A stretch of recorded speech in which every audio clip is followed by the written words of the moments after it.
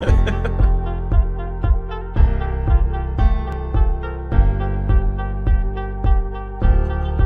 yeah, I just got finished some nasty ass Bojangles. What? Yeah. Was it greasy as hell? Nah, it was nasty. What part of Dallas you in, black man? Hey, this is your girl, Ashley Michelle, and welcome to the Ladies Room. I am so excited about this show, y'all. We got the usual squad. We got Mrs. Understanding. We got Mrs. Cannon Hill. Hey. We got Mr. Darwin Hill. And we have some very, very, very special guests. We have Tony. And we have Black Man Unfiltered. All right. I am so excited, y'all. Mrs. Jovo is going to be joining us a little later tonight. All right. She has some motherly duties to take care of. So she'll be joining us later. But for those of you who don't know, we come to you every Wednesday night at 7 p.m. Central. We talk about everything pertaining to ladies. We talk about dating and marriage, love. We talk about raising kids and families. We talk about parenting, mental health, fertility, physical health, everything pertaining to ladies. We are real ladies, real talk by real ladies.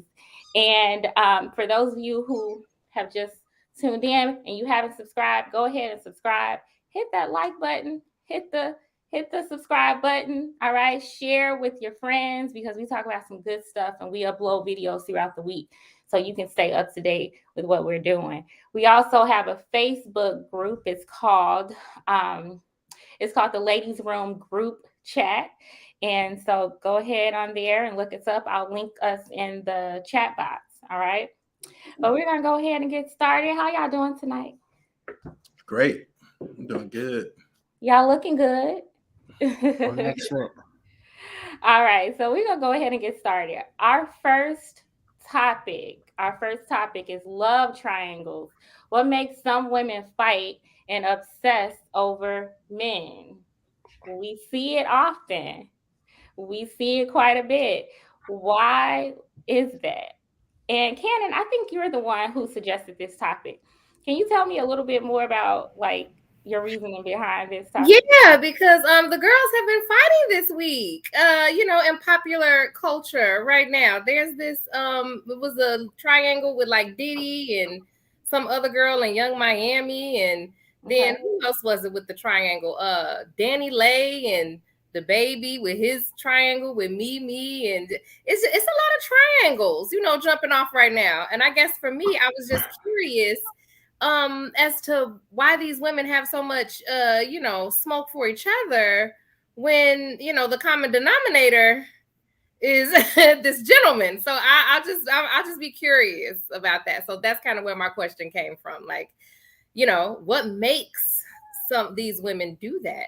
And what do they stand to gain? You know? Mm-hmm. So, Black Man, I saw you kind of nodding your head like, yeah, you've seen some of this.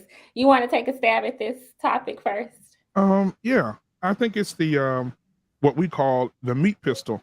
I think that a lot of women get the meat pistol, and every time it fires off, it does something to them. And it's been like this for a long time. I mean, I think that a lot of women get attached emotionally to guys, and then they allow that attachment to, they become furious. And so that's why you have women that go delete men, or men or go and put, we've been looking at this for years. I mean, tires on the flat. I mean, women have gotten so creative. Not only do they fight the other women, but they do to the man as well. Putting the tires on the flat. They know the insurance policies where if you put 3 tires on the flat, the insurance don't cover them, just all kind of stuff. And so I think it's a meat pistol. I think the meat pistol is very, what's the word I'm looking for? Very persuasive. It makes you do some things. That's just my perspective. That's what I think. All right. It took me a minute to realize what you were talking about. But I got it. Okay. What do you all think? Who else would like to take a stab? Man. What do you think? Tony? Why these? I think they're fighting. It's like fighting for resources, because it's a shortage. So if it's only one sandwich at the table. It's kind of like only the strongest survives. It's that type of mentality, I feel, that initiates it. But as far as why they do it, I feel like they, to his point with the meat pistol situation, I think that's part of it. I think it's an emotional connection, and I feel like a lot of women don't mind competing. They don't mind competing for. And what we look at as ratchet and trifling is kind of like a lot of times the woman who's willing to crack heads is the one that gets the man. That's the one that winds up being the wife or whatever, the toughest one. So it's kind of, it's nature. I mean, do they get them, or do they get to continue to share? Right. Do they really get them? Do they get them? Do they ever really get them? Well, between a woman who's fighting and sharing versus a woman who's not fighting and sharing, like they all sharing, but one is just displaying their dominance over the other one. And I will say this: some women have come together in the sisterhood to say, "You girl, why are we fighting? We both love the meat. Let's just get them together." Mm-hmm. I mean, I've personally never understood fighting with another young lady over anybody. So that's why I'm confused. Like, do you guys think that it may, and Darwin, I'll let you get your chance to answer, but do you think that it may be, some of it could be ego too? Like, the competition is more so like, not even, I've seen sometimes where it's like the guy could hardly even matter anymore. Like the women so super fixated on one-upping each other that it's like, it's not even about the guy no more. It's like they just want to be better than the other one. So, I don't know. Could ego be some of that too? Like, just, it's one of those natural ones. It's like know your enemy, that type of thing. It's like, right. you're obsessed with the fact that she was able to do this. I want to know everything about this girl. So when they do the stalking and everything, it's like they're trying to consume the other girl's essence and energy, so they gain their powers in a sense. You know what I mean? And after Darwin answered, I got another question for y'all. So yeah, I agree with both the gentlemen, and I'm gonna piggyback off on Cannon. So I think it's mostly ego, right? And I think it's ego because that man that's in the middle, he's not navigating right for them to be fighting, and he can easily squash the fight. But 9 times out of 10, he's add more fuel to the fire by telling each woman certain things that he wants to hear. Because let's face it, we all like women fighting over us. It makes us feel good, and if we got them women fighting over us, we really don't care about them anyways. Let's be real about it, because we would just let one of them go. Exactly. So I think it becomes more about the women fighting each other because they have something to prove to each other, and it really starts becoming about the meat package. Especially when you get to an age and you realize that I had to come to the conclusion, like, the meat package is only good at the time that the woman is into the man, right? Women can get smashed by a lot of men. So like, I never really went on the fact that like, oh, I can do this better than the man. It never was a competition to me, because women are emotional. So the more emotionally attached they become to a man, the better the love making is going to be. So at some point, it really doesn't even matter about the meat package. So it's just, I've been in a situation, but I've never had women fighting over me because I knew how to navigate that and squash that. And they knew if they was to bring more stress into my situation, I was going to leave them. So, right. As a man, I'm not allowing all that fighting, because you're not about to come to my house slashing my tires, thinking you getting back at her, and it's my car, and busting my windows, interrupting my company, my smooth melodies, and my, how I got down. I got the massage oil, the music playing, and then bang bang bang, someone knocking on my door because they see your car. I'm not having it. You know what I'm saying? So I played a little bit more smooth than that. It's just a reckless man that has 2 women fight. What that's the conclusion I come to, because any man that wants his peace, he's not gonna be involved in all of that. Nope. Especially when somebody get hurt. I'm not about to be checking my window to make sure you didn't get followed over here and I'm not doing all of that stuff. So, I know a lot of men that feeds some women this and feeds the other women that and tell the woman what she said. I'm not going back telling her what she said about you so you can be mad and now you looking for her. That's how they get down. Like, why do she even know about her? You know what I'm saying? Unless you talk to her about having a threesome or an open relationship. They don't have to even know about each other. So I think the man just moving sloppy and he just don't care. You know what I'm saying? But I mean, that's part of, that's how he want to roll. Hey, that's how he want to roll. But I don't want all that stress. Right. And again, I'm saying, like, more today than ever, brother.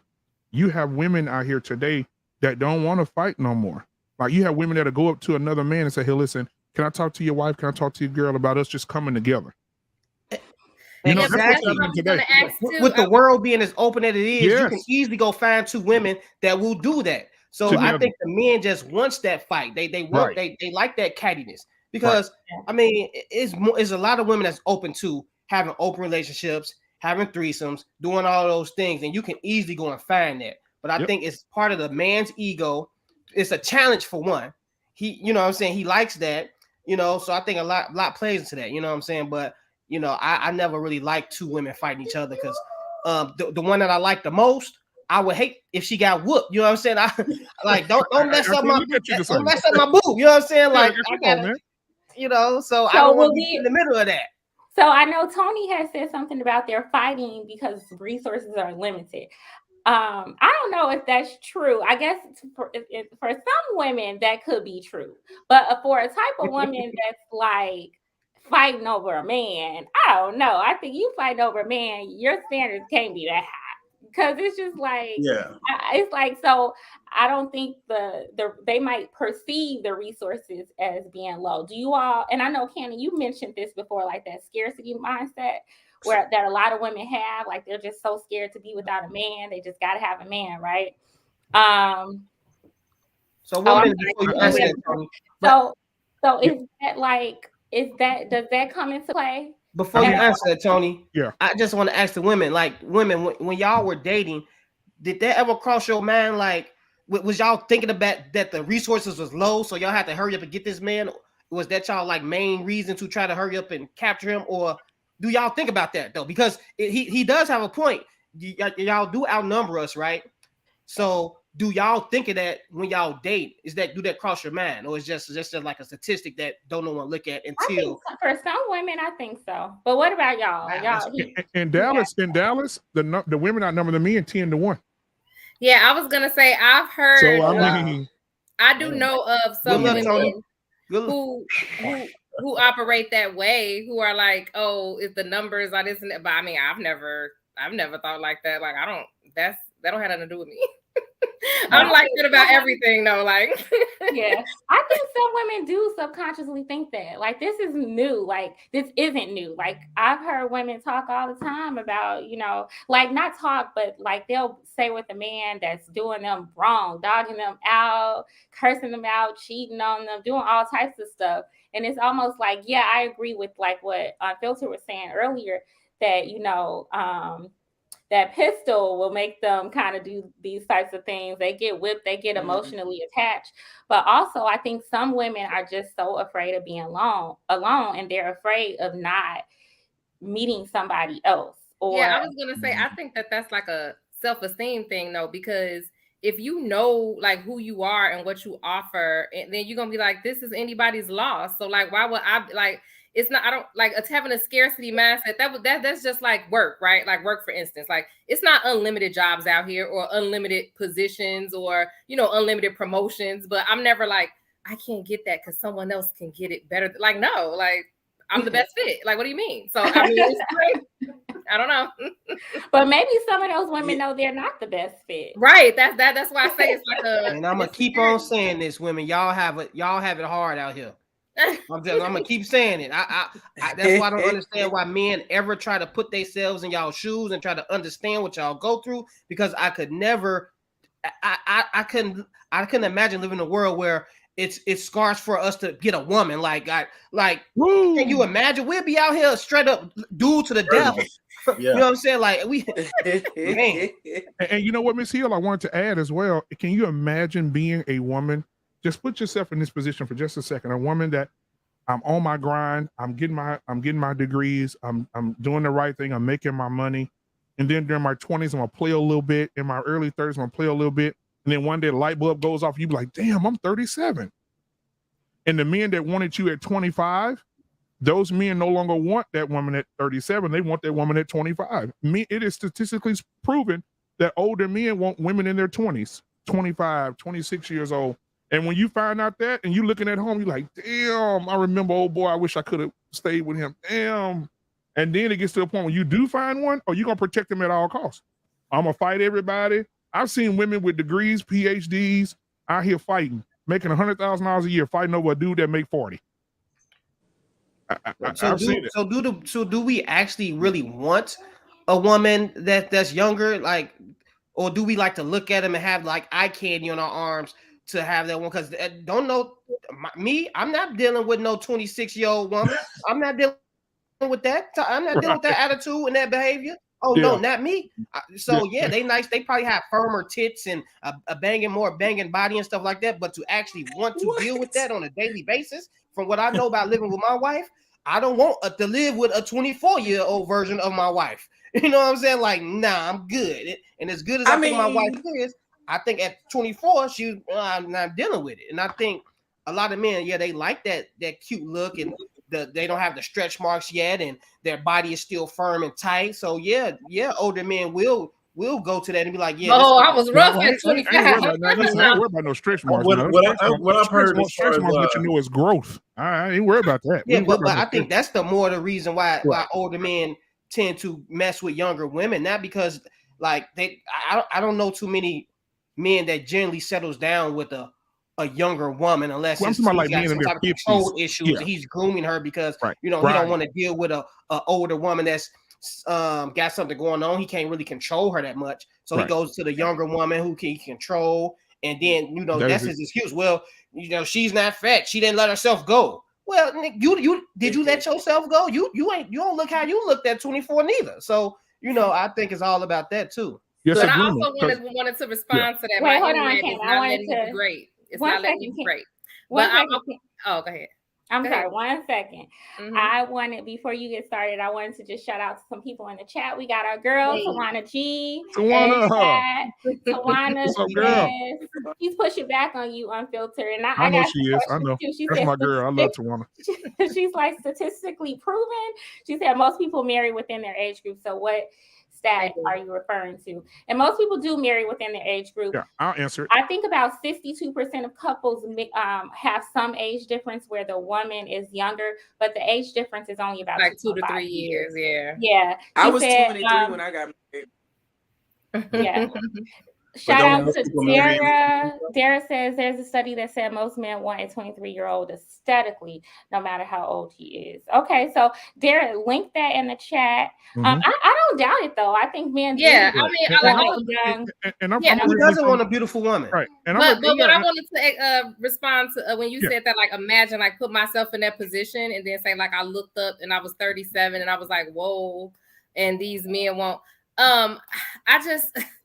The thing is that the thought and the idea of a man as a goal or as a target or as a thing to accumulate just has never been in my reality, right? So no, like, okay, like if I'm structuring my life and I'm doing what I feel like needs to be done for my life, I'm very agile, right? So like, let's say I did have a thought or idea where I'm like, you know what, I want children, or I want this, or I want that. I'm very agile. So that doesn't have to just look one way. So, I mean, if it was freezing some eggs, if it was fostering some kid, I don't know, like whatever, like it just wouldn't, like me and my best friend one of my best friends always have a joke, or we'd be like, we could just move in together and get a house and we could do that. Like, because just like I always said about my husband, my thing was I married my husband, right? Because he's who he is, not because I had a thought of a husband that I needed, and then I found him to put him in that spot. It's like, no, like he was somebody who he was. That's the like, and he and I have had this conversation. You never went to none of my basketball games? No, I never came to your basketball game. And I'm not just saying this because we're married, right? To like be like, because this is the only man I come. But it's like, no, I'm dead serious. Like if we do not work out, I'm not getting married. I don't need to be married. Like it's not like it's a lot of work. It's a lot of work, and it's the only work that I would want to do just because I have this person that I'm okay with making those concessions with, and that I have that relationship with, and that and that's not something that's common. So no, for me, that's not been a like, ooh, I just need a man next to me. Like, why? But see, Cannon, okay, listen, this is the difference, guys. We got to talk about the differences. All right, you got women that are like you. Look at you, Kenny. You're wonderful. You're beautiful. God made you great. Come on, let's talk about it, right? Right. Tawana G's in the comments saying, I'm 38 and I'm fine. Yes, Tawana, you fine. When you turn your camera on, everybody calms a little down. Come on. But we're talking about the women that ain't fine as Cannon, ain't fine as Tawana, and the women that look and say, damn. You know, like men could say that too. When they get 38, 39, shit, look at my picture when I was 20. Cool. You know, or and you got women that say, damn, I used to be fine in my 20s. Oh yeah, let's talk about them women then. Let's get to it. Let's get to it, black man. I just don't think that's a way to. I mean, who chooses to say that you're fine or not? Like that's. But no, Candy, come on now. You got to be real though. As we get Tawana said, I'm telling the truth. Come on, Tawana. As you get older, your body changes. For most people, if you're not taking care of yourself, your body's going to change. Right? No. The thing is that we all age, right? Yeah, but women don't put as much emphasis on it. Like I agree, men act like they don't start getting receding hairlines and beer bellies, and they act like they are exempt from aging. But we also don't put as much emphasis on it as they do with us, right? We'll take a man with his beer belly. We'll take a man with a receding hairline, So for them, it's just more important. So as a woman gets older, she may be less. Right, but you're still saying like for men, right? Like to catch men. Right. To live your life. Really don't feel bad. Is odd to me. That's all I'm saying. I understand what black man is saying about those type of women, but I really don't feel no way about them because this is the thing. People need to like who like them. Right. And, come on. In these black women, if you was a video vixen at 24 and now you're a BBW, embrace that because the BBWs are getting mad play. They have all these sites that you go on, they get mad play. So embrace that and be loved by those who love you. You know what I'm saying? So don't you know what? Keep on, you know what I'm saying, trying to put yourself in a category that you're not in. Of course, I would love to be a buff bodybuilder, but I'm not. So I'm not gonna try to act like that and try to go into that crowd of women that likes buff bodybuilders and then try to shame the other women. Like, no, I'm just gonna play my role, be who I am. And most women, they don't want to do that because they still stuck into that mold where they was getting the most attention from. Because women loves attention. So if they was getting 1 million likes when they have the body of a goddess, and now they likes have went down because they gained a little weight, they really don't like that. So they still try to, it's hard for them to get out that out of that zone where they're not the center of attention. Like, that placing a lot of your value on the way that you look. Yes, because men are visual. When a man sees you, he don't know that you got a PhD. He don't know where you work. He don't know who your friends are. He don't know what kind of lifestyle I've been telling y'all, we are very simple. Men are very simple. When he look at you, the first thing he think is 3 things. Well, 2. Damn, I go beat that up right now. Ooh, look at that. She fine. Or the second thing is, damn, I wife her up. He ain't lying. Just don't stink and you good. Come on now. True story. There's 2 things that men think of when they look at you. Just don't have ugly feet and we good. And then he thinking, if he want to wife you up, he looking at your face like, damn, we got to have kids together. I don't want my kids coming out looking like color purple stunt doubles. So, that's what they're looking at. So, Men really don't care that when they say you don't have to bring nothing to the table and just fall into your role. Men will settle with a fine woman that has no substance, and just as long as she looks good and saying all the right things, most men will be okay with that. Like they good with that, Temporarily.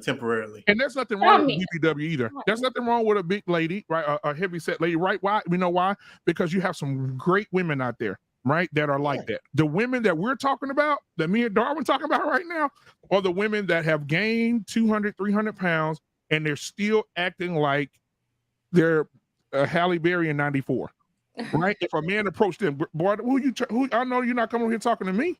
Boy, you better get up out my face, and I'm like, and I had a lady on my show a long time ago when I was just doing radio, and she said, I need a man that's 6 foot. Can't no man come to me that's over 200 pounds, and she's like 350. Can't no man come to me 200 pounds. He got to be 6'1". He got to be abs. He got to be Mars chestnut like. I need him to be sexy and fine. I need him to. And I'm looking at. I said, okay. I said, that's what you want. Yep. And I'm not settling either. Okay. 6 months later, hey, are you married yet? No. You ain't got no man. I ain't looking. Only 6 months. No man. It's just you have to be willing to go with the times. I'm not going to go out on the beach. I'm a ex semi-pro football player. I'm not going to go out on the beach with no damn Under Armour on. Talking about, oh, look at me, I'm Mars today. Hell no. Well, I got a little pushback on that. I mean, it don't matter how big you get, how you still supposed to have standards. Like a woman is gonna like what she likes, no matter how big or how skinny she is. She's still gonna like a person that's desirable to her. Like she's not dating her. She's not going to look for a person that looks like her. She's going to look for a man that she's into, and people can't control what they like. So yeah, she likes a buff man. But don't disrespect the man that's trying, though. Well, yeah, it's all about the attitude about it. It's all about the attitude. Right. You can't expect stuff that you're not. If you're not that, how can you expect somebody to be in shape and you're not? You know? But how is this any different? But that's the issue that I have with this entire conversation. Exactly. Y'all 40-year-olds want 20-year-olds. That's something you're not. I Make do the same leap of logic here. What is going on? That you shouldn't want something that you're not. But I think we placing too much weight on aesthetics. Like, no, you shouldn't want something that you're not internally, like, because you're not going to get it. And I think people undervalue it's like, what do you have to trade? It's like some people you trade youth for money. So a younger woman might want an older guy because he has resources, and the guy wants her because she's younger and she's beautiful. But the guys I know that want younger chicks is not necessarily because they're young. I mean, yeah, that goes into her looking good, but it's mainly because she's more coachable. And her mind is not already calcified to be a certain way. So she could be groomed. Yeah. Exactly. And I'm from Louisiana. And that's what I was going to say earlier. In Louisiana, when you talk about those 25-year-old girls, I'm originally from Louisiana. Back when I was a kid, you saw the 50-year-old man, 63-year-old man dating 23-year-old girls because they could mold them. They ain't got nothing in common, nothing to talk about. Mold them until they want what they want them to be. They get married. I know a guy that's, he dead now. But I know he married her like she was 23. He was like 59 or something. And now she got all the land, all the property, all the cars, all the money. And he dead. Listen to me. My son is 20 years old. I could not imagine. I don't know what these old grown men be talking to these kids about. Like, I just. So your son is 20? Yes. Yeah, 20 years. God, girl. No, you don't. Listen, you're lying to me. Somebody hit a sound effect. But listen. Okay, so if your 20-year-old son came home with a 43-year-old, 49-year-old woman, how do you feel about it? She will be we won't know we won't be able to find her. No. Come on, Darwin. Come on. Hey. So first of all, we can't be no hypocrites right now. Come on. Because we know what if he got a 49-year-old woman, that means he wanted her. I tell you that, he went and talked to her. He probably saw some big titties that he wanted, and he pursued her. So, hey, you mean to tell me if some big grown 49-year-old woman walk up in here, you what? Yeah. Hey, Candy. Well, to be fair, when I was growing up, my 19-year-old uncle had What about with Devion? Men don't go out looking for women to take care of them. Men don't go out looking for women to take care of them. And now when he finds one, you go look at her like she's crazy? That doesn't mean she's still not grooming. What about with Devion? What if Devion brought home a 35-year-old woman? What age is he? 18. 3 years from now. So he grown. I'm gonna coach him through it. Come on, how did this happen? Did she come to you? What you like her? I'm gonna coach him through it and make sure he not getting man, listen here. Men know how to handle us. We know how to handle ourselves. No, would you want him to marry? Would you want him to marry a woman that much older? If he's happy, yeah. If he's happy, genuinely and happy, this is why men get taken advantage of all the time. If he's happy, if he's it's different though. You gotta be real though. A lot of times when women get with younger men, it's because they are looking for a good time. Like they're probably just trying to have sex. No, not only are they looking for someone who's young, who they can control as well with their money and try to kept men. They do the same types of things. And some of those boys really get caught up in the head with these older women. Okay, well, listen. So basically, when I was 20, like 23, I dated a 47-year-old. I pursued her. I dated her, and I like. So what she do to you? Huh? What she do to you? What happened that time? What she do to you? What she do? We're not talking about that. This is you gotta say it now. Darwin, go ahead, Darwin. I got your back, bro. I got your back. Go ahead. Okay. Go ahead. I got your back. I got your back because I got a story too. So go ahead. This woman, Traumatized And to I this was day. going to her house. She was cooking, cleaning, had my Coronas, my Patron out. We watched movies. You know, we had a good time. This was all the time. I go over there. She just set it out for me, treat me like a king. You know. Yes. You know, and so one day I asked her for some pics. She say, nah. She said she took the pics. So when I got that, I said, let me see. And she like, nah. She was just playing. She like, I ain't gonna let you see him. So I'm like, okay. We did our thing, whatever. And she went to sleep. I go on her phone, look at the pics, and something told. It's like this the first and last time I ever went through woman's phone. I go through a phone, and I'm looking at all these text messages, and there's about 8 or 9 dudes that she was boning, and she laying there asleep, and I'm just looking at her, and I'm damn near about to cry because the text was like, "Ooh, I just love the way you slide me up there," and she had just got finished boning the dude before I got there, and I was just looking at this stuff, I'm like, "Oh my god!" And I just wanted to die, and I just started thinking like, how many? It was a lot of threads, and at least about 8 that I counted. I didn't even go no further. You still going through it, though, Ron. I see it. I see it. He still feels it. I see it. Yeah, I was hurt because I ain't gonna lie. I ain't gonna lie. I jumped out on the ledge with that one too, and she used to have a pillow behind a headboard. And this night particularly, I was so you won't hit it. The pillow was already behind the headboard when I got there. So I started thinking about all types of things. Her mind was just so messed up, bro. And I just I didn't even say nothing to her for like 2 weeks. She was calling like, when you coming back over and this, and I was like, I can't right now and this, that. I was just like, I was messed up. Then I finally told her like, you a hoe, you know what I'm saying? You a whole whore. I just look at him, man. It was messed up. But look, I pursued her. I got what I wanted, right? Yeah. So I can't put that on an older woman just because she's older. You got more than what you wanted. Your stomach was hurting. I got more. I'm glad I didn't get what I did want.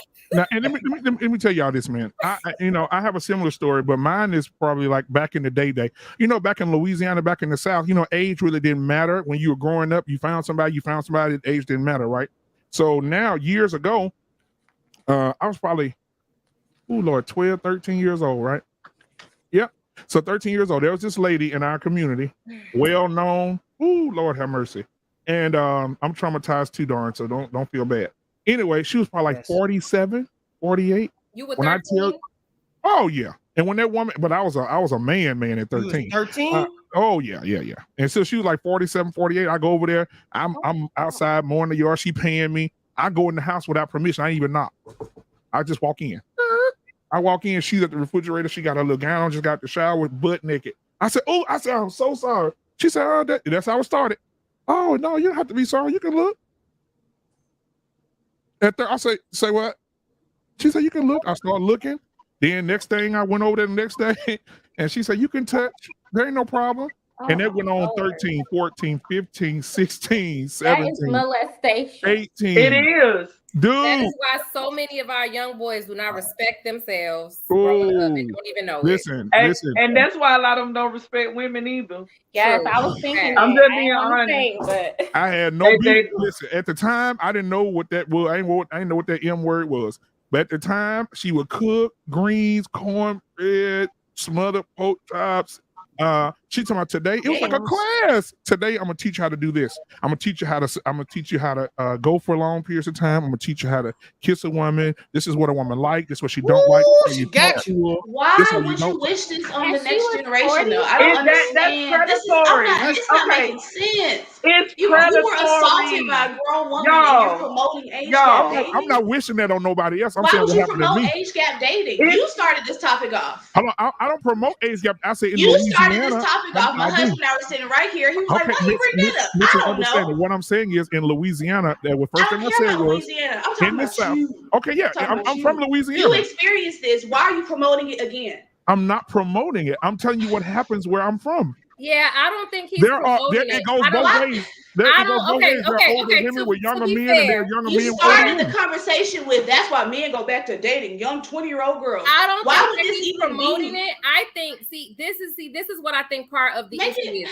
I don't think he's promoting it, right? I don't think he's promoting it. Nobody else was talking about it. But the thing is that I think that so often, girl, what is wrong with you? Put it together.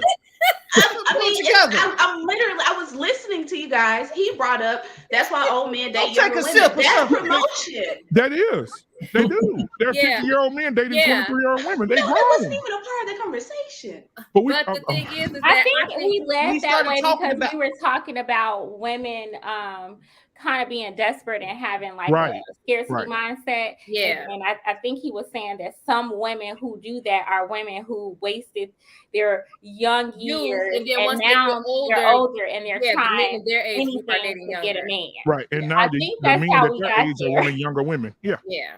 But before we jump to something else, I did want to just address is that I think that this is a cultural issue, and what happens when we do this does cause unconscious disrespect of women, or not respect for women and not respect for yourselves. And I think we don't pay attention to it because we think that girls are the only ones who can experience low self-esteem. We think that sex and over-sexualizing our boys is something that's just supposed to happen. It's a badge of honor and all these other things. And so it's unhealthy, but it's viewed in a way as though it's like a badge of honor, but it's very unhealthy. And I say this all the time. It is. And the lady was I say this all the time. Right.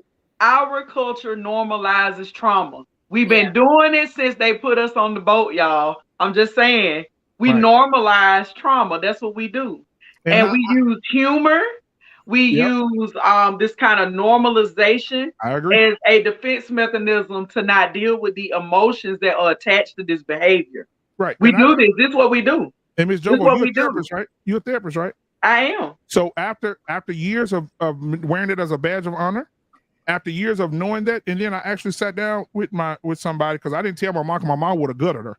But I sat down and I talked to somebody. The lady passed away. She died of cervical cancer or something. But anyway, so she, even when she passed, let me tell y'all this, don't fall out your chair. When she passed away, she left me some in her will. Right? Of course she did. Right? So lady? She passed. She's son.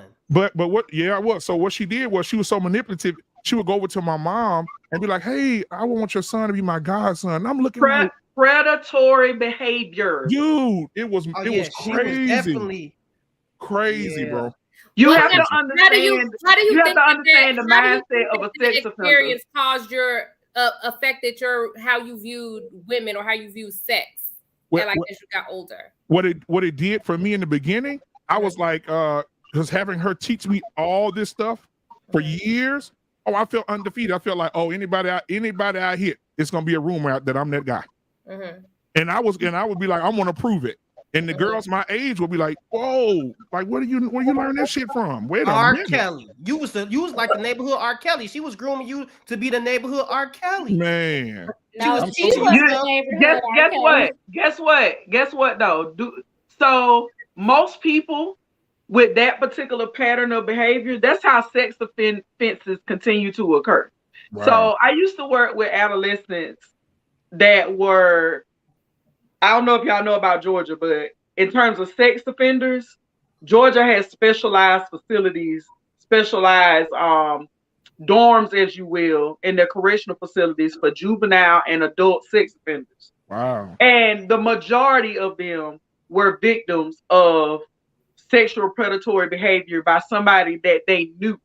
Yeah. Whether it was the lady down the street or the man around the corner or the play uncle or the people actually related to them. So all of these things, like I've had people tell me all sorts of things. I've heard of, one person, this person, their predator put them through college. Wow. I've heard of them buying homes for these people. It's a form of manipulation. That's what it is. So when these men get online talking about how,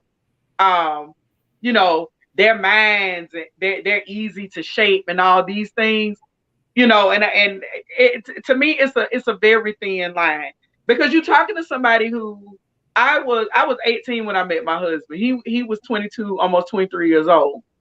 But I knew, I was educated on where I wanted our relationship to go. Like I contribute that to my grandmother or whatever. And just listening to some of the conversation y'all had, I was somebody who literally, and I know if he was here, he'd be like, no. But when I met my husband, he was dating somebody else. I got him based on being just who I was. I was not trying to fit a mold. I was the mold. I already knew. Okay. I was confident. I already knew that when he got tired of playing, he was gonna come this way. But it's like I said on the show before, what Black women need to learn how to do, we need to be educated on how to date. Okay. Because see, other races of women, they get to go out. You go out with Bob on Monday night. Okay. If you go out with Gary on Wednesday, then people side-eyeing you in our culture. But that's dating, because Bob is not my husband. Me and Bob are not committed. We're dating. And I've said that before. A lot of these triangles and what they call situations and all these things that we like to make up, which really is just a term for some of us don't know what the hell we doing when we dating. We just need to learn how to date. That's what I did. So in Darwin's situation, about not trying to make she was just dating. Say that again. In Darwin's situation, was she just dating those guys? Then would you consider her just dating those 8 other guys? No, she wasn't. That's the problem. She was sleeping with them. She was sleeping with them. See, this is the thing. That's the other thing the culture needs to realize too. Dating and sleeping around, two totally different things. For some people, they live on the same street and live in the same house. They never lived in the same house. Well, come to think about it, I wasn't dating her neither. We never went nowhere. Exactly.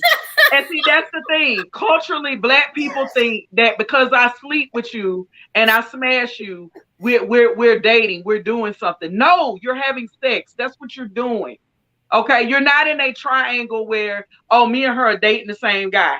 If this guy ain't took you to get a hamburger, y'all ain't watched a movie together, y'all have not done an external activity outside of sex, y'all are not dating. Let's call it what it is. You're not dating. The biggest problem with dating nowadays, you're having sex. That's what you're doing. The biggest problem with dating, to me, I feel like a lot of people do not know how to be humble enough to just date people. They have to make everything a production and make everything everybody's business. Wasn't no women going around letting everybody know she dated 5 dudes this week. That wasn't happening. But nowadays, women want to make it. They want to make it known that they're the catch. That people want them. So they make it known that that's why I encourage people to be themselves. That's why I encourage people to be themselves. You leave it up in the air for everybody to think what they want to think. So if you say I went out with 5 dudes. Okay, we know what happens in dates. Some people they have sex. Some people get to know each other. So in our minds, we gonna always think the worst. Oh, you have sex with 5 dudes. Don't tell me you went out with 5 dudes. Then I will never know nothing. Just date. I never told unless I was asked. I was totally honest. You heard me, Darwin. I never told unless I was asked. I was just myself. I was a human being. Okay. You go out with me. Hey, are you dating somebody else? And I would look you bold in your face and say, yes, I'm dating. I'm 18, 19 years old. I'm not ready to get married. I'm not out here committing. Don't ask. I already know, because I already knew Mosley was the one. I already knew that in my head. But see, he was playing. So I'm like, okay, you playing. Okay, you know, with who shall remain, nameless. You playing, but I'm not gonna not have a life because you're playing. Like I'm gonna go to plays. I'm gonna go to dinner. I'm gonna go to socials. I'm gonna go to functions because I'm a lady, and that's what I did. I dated. That's what I did. What did I tell you all the time, babe? Don't tell me who you. I don't want to know. I don't want to know. Right. Don't ask me. Because now my mind gets to take me places. Yep. And when I don't want my mind taking me places, if I'm getting to know you, why I got to get to know all the other dudes you date? You should challenge your thinking about that then, because you cannot control whether or not I say, oh, well, yeah, I did. You did see me out with. I mean, I would boldly look you. Yeah, you did see me that. No, he was just very don't ask, don't tell. But I guarantee this. I guarantee this. If you really like, if a woman really likes a dude, she not gonna tell her that this. If she really is into this dude, like really wants the dude to stay around, she's not gonna tell him that she just went out with a dude the other night. Because guess what? Now this dude gets to prejudge her and think about all the things that she could have possibly done, whether she's lying or not. Don't nobody want to talk about shit like that. I get what Darwin's saying. I agree. Like whenever you, as a woman, that's let's say you just dating, you tell him that's where their mind is gonna go. But the reason that is, in my opinion, is because for so many people, that's the case. So many women are out here sleeping with these men after the But first vice second versa, date. though. And men, What? let me finish. And men also are exposed to women who are doing this. You and I, Jovo, we're very, very different, for both women.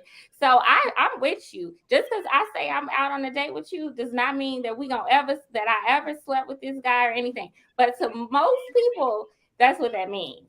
And Right. so when you tell a man Let me ask this though: dating, if Darwin's dating a young lady, or if I'm dating a young lady, and we go out on a date, we have a wonderful time, and Yes. I'm interested in going on date number 2. Oh my gosh, Yes. it's so sexy. Hello, both sides, right? Uh-huh. Then all of a sudden, I go pick up food one night, and I look over at one of the tables. I said, "Wait a minute, ain't that misunderstanding? What the hell she doing here with him? Who the hell is this?"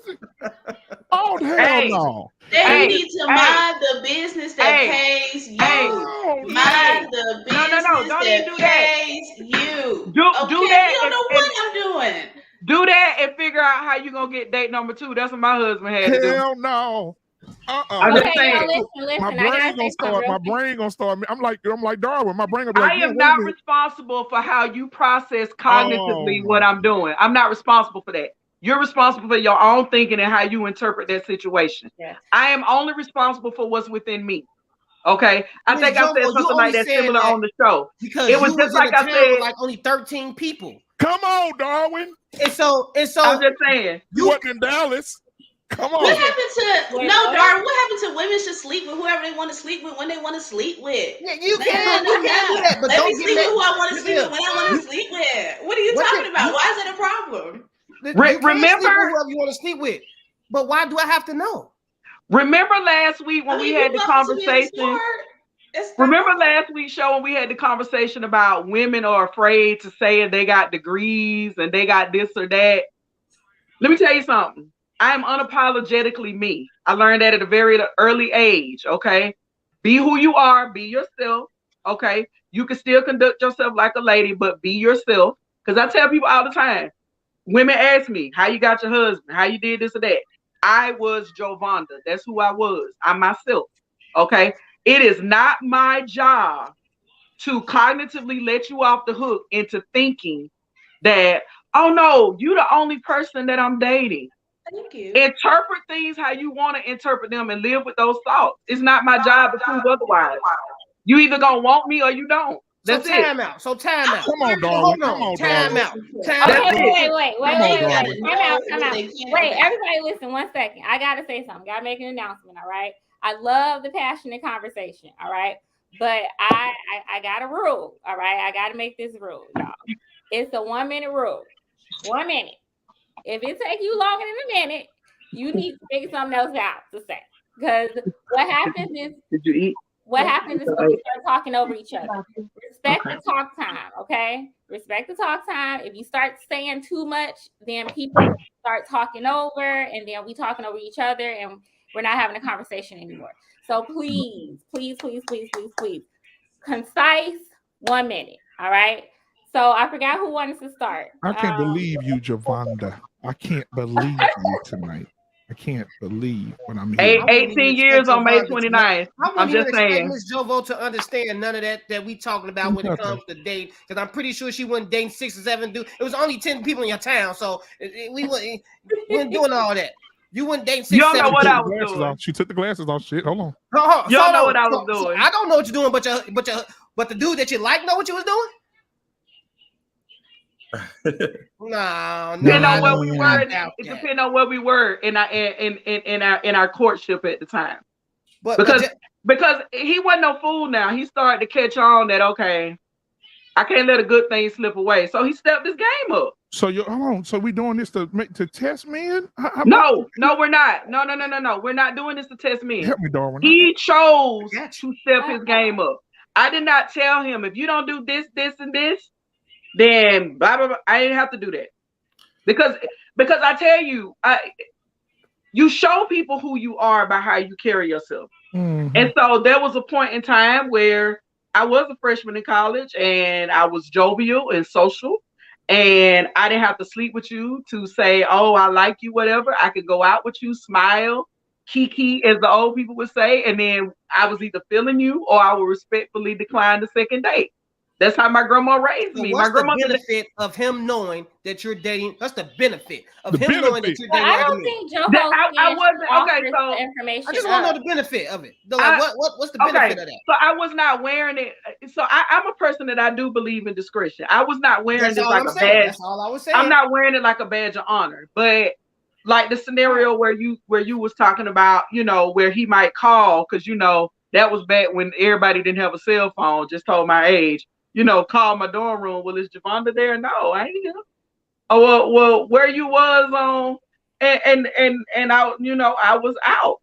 You know, I was out. That's what I was doing. Or I went to a play with such and such. Or me and such after work, we went and grabbed a movie. Like, and when and he started to catch on, like, Mrs. Joe. I'm playing, but she ain't like by her phone waiting for me to stop playing. No, I was not raised that way. Fair, my husband did not. Interestingly enough, he suddenly proposed once he found out I had a boyfriend. So maybe oh my God! Let me turn my camera off. There's some truth to that. Oh, now that I wait think a minute. about it, Let the church say, man, wait a minute. Oh. This thing, it's not that complicated. It's not that complicated. When somebody want you, they're gonna do some things different from what they normally do to say that they want you. Okay, that's it. So once I knew I wanted Mr. Mosley, I started declining other dates. I started declining other guys, and we slowly got to that next level of our how many times did you decline Mr. Mosley before you found out he was the one? Don't answer that's that. the problem. We don't need to hear it. See, the problem is you want to count. You want to count, and ain't nobody keeping count. So the woman got one time to decline me, and I found out she on another date with somebody else. Guess what? You let me know right then and there you don't want me, so be with him. Man. That's your ego. That's your ego. No, that's me being. No, that's me protecting myself. Miss Jovo, let me ask you. From what? Question. What you protecting yourself from? The truth? She's living in the moment. Can I ask you a question? Good job. And I'm living in the moment too. Can I ask you a question, ma'am? Absolutely. Let's do this. Absolutely. Let's do a therapy session here. So say for instance, just hypothetically that we went on a date together, and then I call you and I say, "Hey, what's going on?" Let's just role play this thing. I hear how you doing. What's going on? Hey, how are you? I'm good. What you got going on? I called you. You weren't at the room. Where were you was out? I was out. I did have a date. You had with your homegirl? No, it was not with a homegirl. Who was it with? Oh, it was with Tim. Who the hell?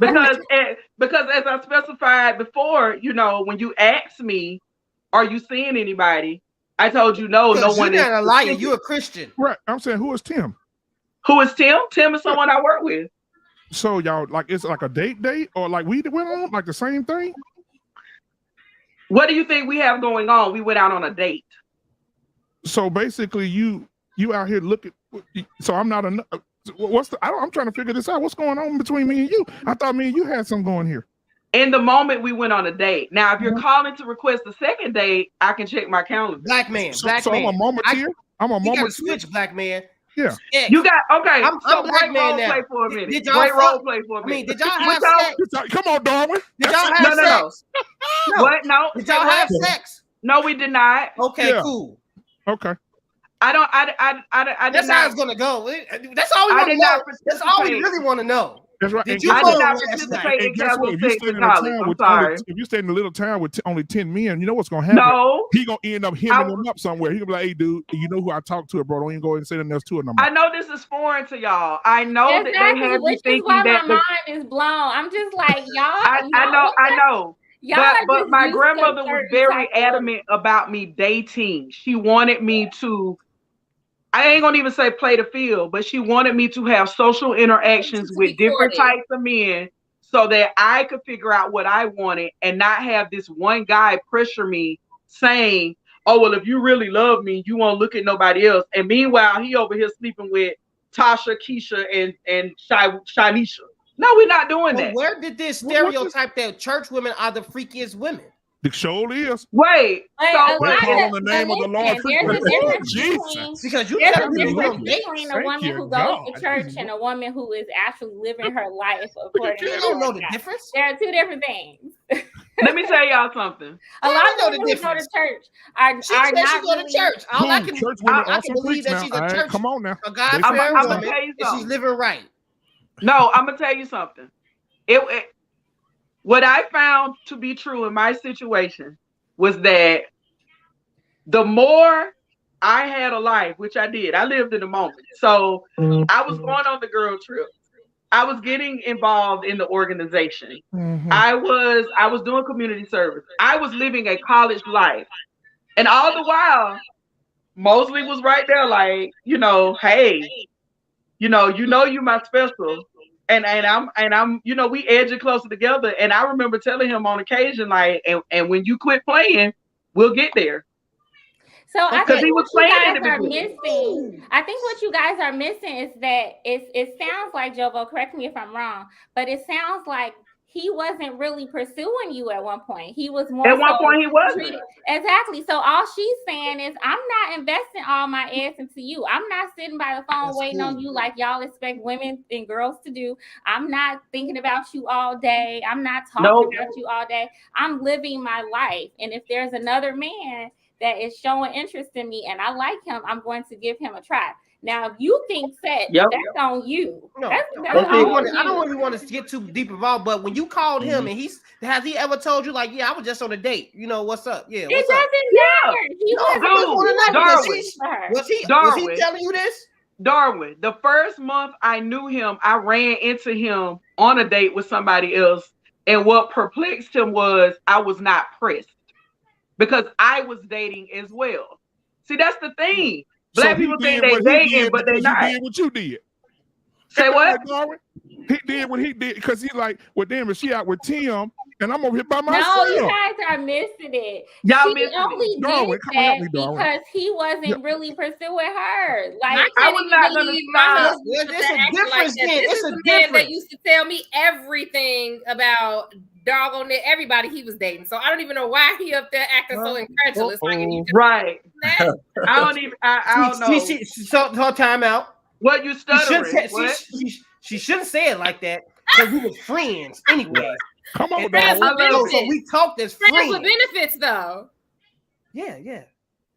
What do you think? What do you think about this? We wasn't dating. We wasn't dating. We went on dates. We used to date all the time. And what did I say before? We went out of town on trips. Stop it. What are you talking about? Oh, damn. Hey, Darwin, I got a little respect for you, boy. Come on, man.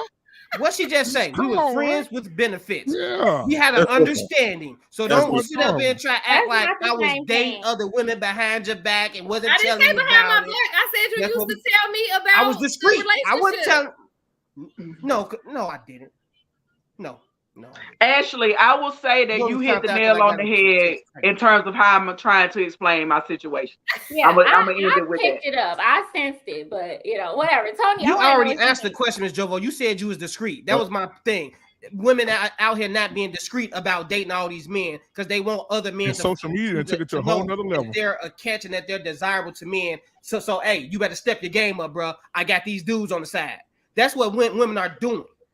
Yeah, I wasn't like that. I wasn't like that. That was my whole point. Right. So it wasn't about that. Yeah. But then if you saw me out, then don't be like. But you know what though? Times have changed, though, Ms. Jovo. Times have changed. For the past 10 minutes. Times have changed because back in the day, like you said, there were no cell phones, right? Now you got people that you associated with that got their cell phones, and they're like, oh, my boy Darwin getting played like a bitch. Oh, get this look. Yeah. Now it's even more in your head. Now men are be like, damn, boy, and they posting it. Hey, this your girl, boy. I thought y'all was dating. I thought y'all was together. Man, it's bad now.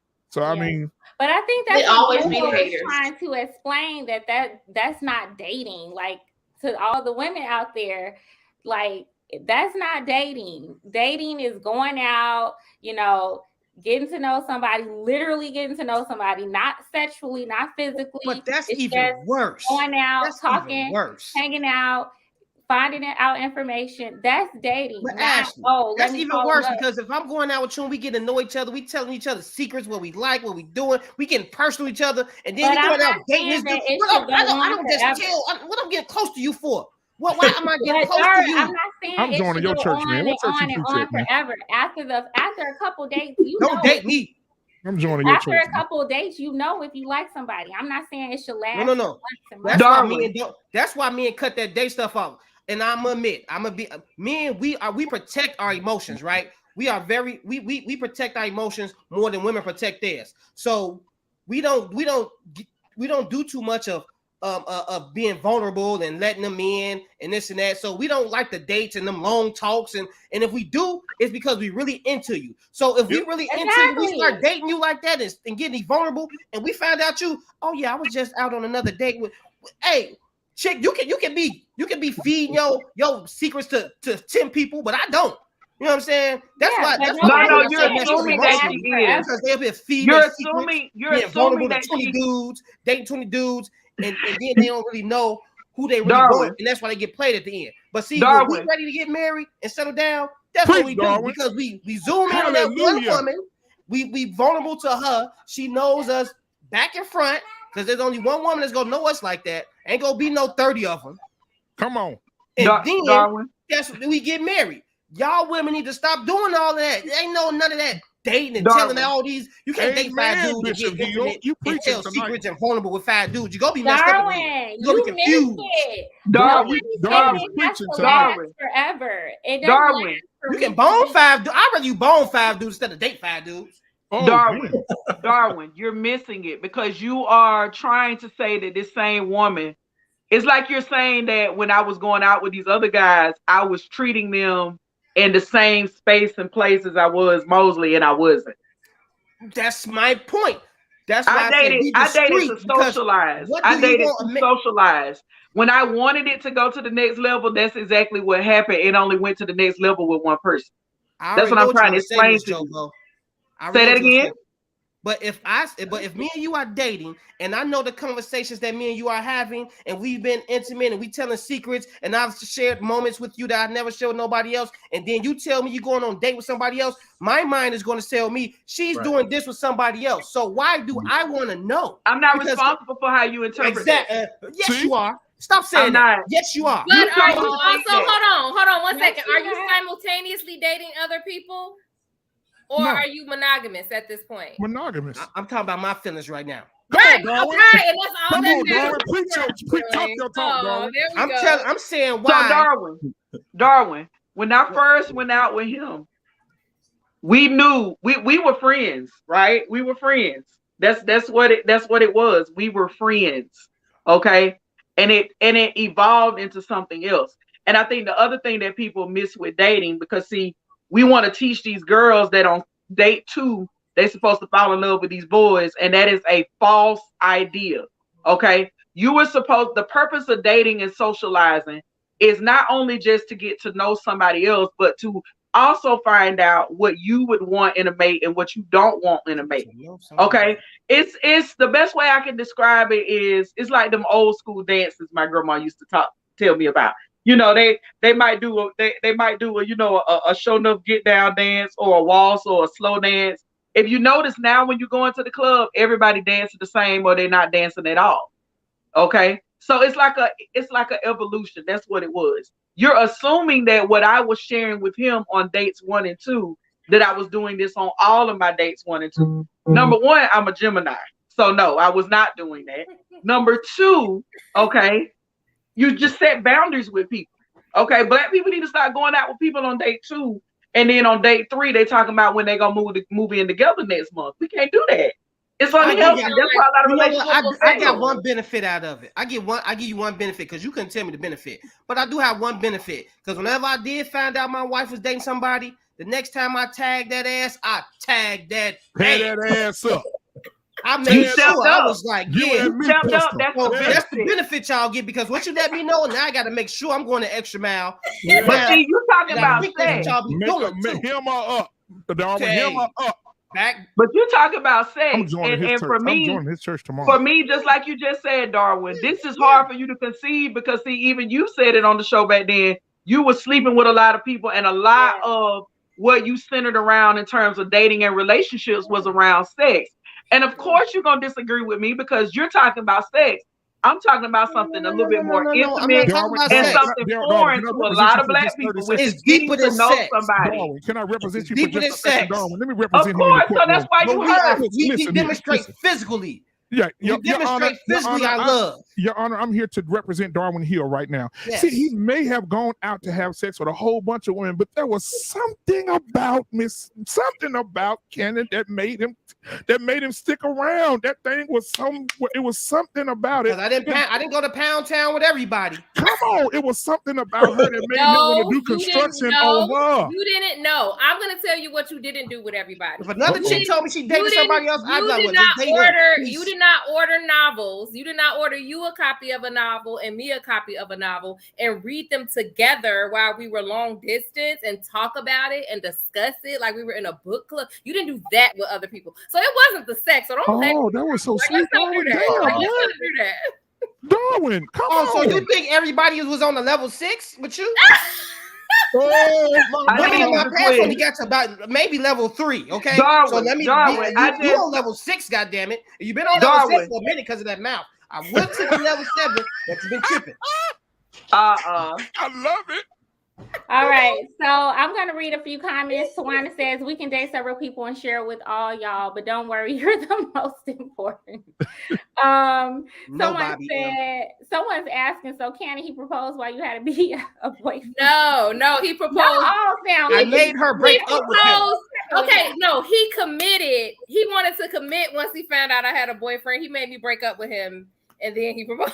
Darwin, you a bad man, boy. Made her put him out. Look, I had them sleeping in different rooms. They was living together and everything. I was calling at night. Hey, where you at? I'm on the couch. Yeah, let me see. Let me where he at? Where he at? All right. I'm calling at 3 o'clock in the morning to make sure y'all didn't start nothing. All right, I want to shout out to Rilla. Hey, Rilla, we can't wait to have you on the show. Thanks for stopping by. So guys, my show starts in. Damn, I don't want to leave. My show starts in 12 minutes. Listen, I gotta go. But I do want to say this before I leave, guys. This has been an amazing show. We need to have part 2, 3, 4, 5 of this because this is amazing. Darwin, I've learned so much from you tonight. You've really educated the crowd. You've educated me. And I just see so much class in what you're saying, brother. And the way that you went in and swooped down and controlled the situation with Cannon and told that Negro, get out the house. And you called and you worked that thing. So, man, you need to write a book. I'll buy it. I'm joining your church tomorrow because you preached today. And I really want to say that to you. Everybody else, you did okay, but today was Darwin's day. He preached today. This segment is gonna be called "Stubborn Man." But That's the segment gonna be called. But thank you guys so much, man. I appreciate all y'all, man. Thank you, Unfiltered. Have a good one, Unfiltered. All right, drop your link in the chat before you go, so people know where to find you. I sure will. Absolutely. All right, I did want to highlight another comment. One of our Facebook viewers said something interesting. She says, so hold on, I'm sorry, I'm trying to find it. Oh man, I didn't lost it. She said something about conversation and sharing things is more important than actual sex. That was kind of more so to Darren, because Darren was saying that it's worse. She said, so sex is more important or intimate to women and sharing secrets is important or more intimate to men. Is that what you're saying, Darwin? Okay, so I agree. It is more important to get to know a person on a deeper level than sex. But what I'm saying is, I'm not about to be trying to do that with 5 or 6 people. That's just too much for me to process. Yeah, and I think a lot of men would agree. We're not trying to get to know those many people at that time on that level. We if we're dating, 9 times 10, we only dating just the bone because that's what y'all expect. Y'all want to go out and have a nice time, this and that, to feel like y'all get treated nice to give up something, right? So we'll date y'all to have some sex, but we only gonna be dating like one of y'all and really dropping out like and telling our most deepest secrets to and being vulnerable to, So that's what I mean. Like, but that's what I mean when you say you telling people you're dating. We don't want to know that because now we have to assume like, am I that date that, she's just dating to get the free meal? You choose to assume. Use the right word. I choose to think this way. I can't make you think what you're going to think about me. You choose to think. And ladies, I just want to say, I know it. I know. Before we move on, and I'm gonna let Tony have the last word because he hasn't had anything to, I wanted Tony to add, and I know Miss Shannon hasn't either. But I want to say to the ladies, I know for a fact that there are men out there who will date you because they're genuinely interested in you, not just to have sex. If you have a marriage-minded man who's trying to get married, like he will be actively and sincerely interested in dating you. Okay. So I want people to, I think too many women date like that. Like that's the problem. And that's what Jovo is trying to say. So if Jovo's dated 30 men in her life, she only married one. So them other 29. What about I'm trying to tell you, listen, if you ain't never listened to me, ladies, listen to me about this. Men are dating, majority of the women they're dating to go to Pound Town. Okay, but we understand that. What I'm saying is that you don't have to, continue to entertain somebody like that. You don't have to continue to entertain somebody who's just trying to date you and play the role, because y'all think that y'all be getting over. For some women, y'all do get over. But if a woman is smart and wise and discerning, she will be able to pick out, who's there because he's really interested and who's there because he, trying to get into her panties. That's why they want the 25-year-olds. Yeah, this is not right. Y'all be knowing. Y'all be knowing. And some women ignore it. Some women get so caught up into the illusion of being with this guy. Some women haven't been taught what to look for. So yeah, they do fall into all these games. They do fall into all these different games that men play, right?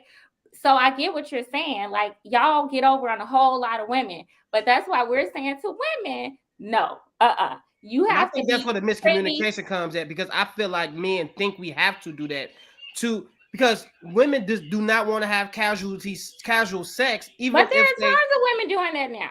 Yeah, but how are men getting over? That's the part I don't understand. You saying men are getting over. Well, how so? Like, pretending, just like what Darwin's saying, pretending like he's interested, dating you, taking you out, doing this, doing that, and the other, and his ultimate goal is to sleep with you. Like, but to me, to sleep with him too.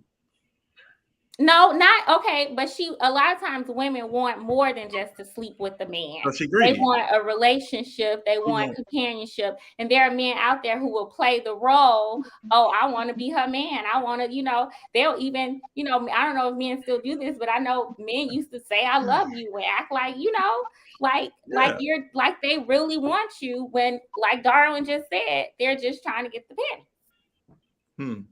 So I still feel like if she wanted to have sex with him and she did that without being in a relationship with him, then that's what she wanted too.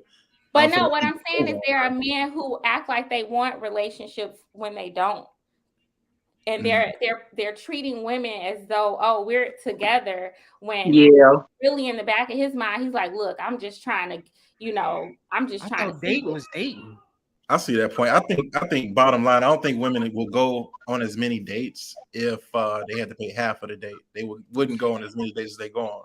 Sometimes they go, oh, I wonder where he's gonna take me, and they're worried about the experience. Like if you really like somebody, if you're willing to that person, especially if it's for a relationship, like you want a relationship, then you should be willing to invest in what you want, just like the guy's going to invest in what he wants. It should be equal playing field.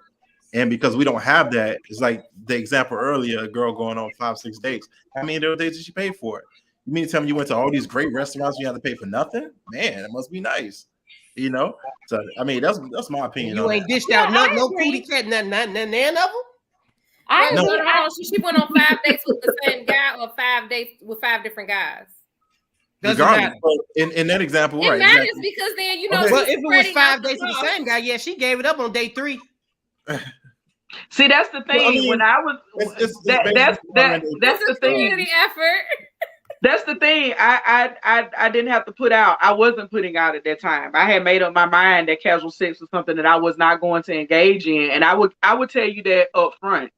So I think for me, and I mean, I was up front. Like I was like, I said, if you're looking for somebody who gonna lay down with you, and if you try, and I was just like, but I told you no. So my no means no. I've had to do some karate moves. You know, it's yeah. not common for a woman to tell your friend, like, look, just so you know, I'm abstinent, or just so you know, I'm not doing anything to marry. That's very rare that a woman's gonna tell you that up front. Super rare. But should she tell you? Shout out to Doris and Peggy, my grandmothers. You different, Miss Jovo.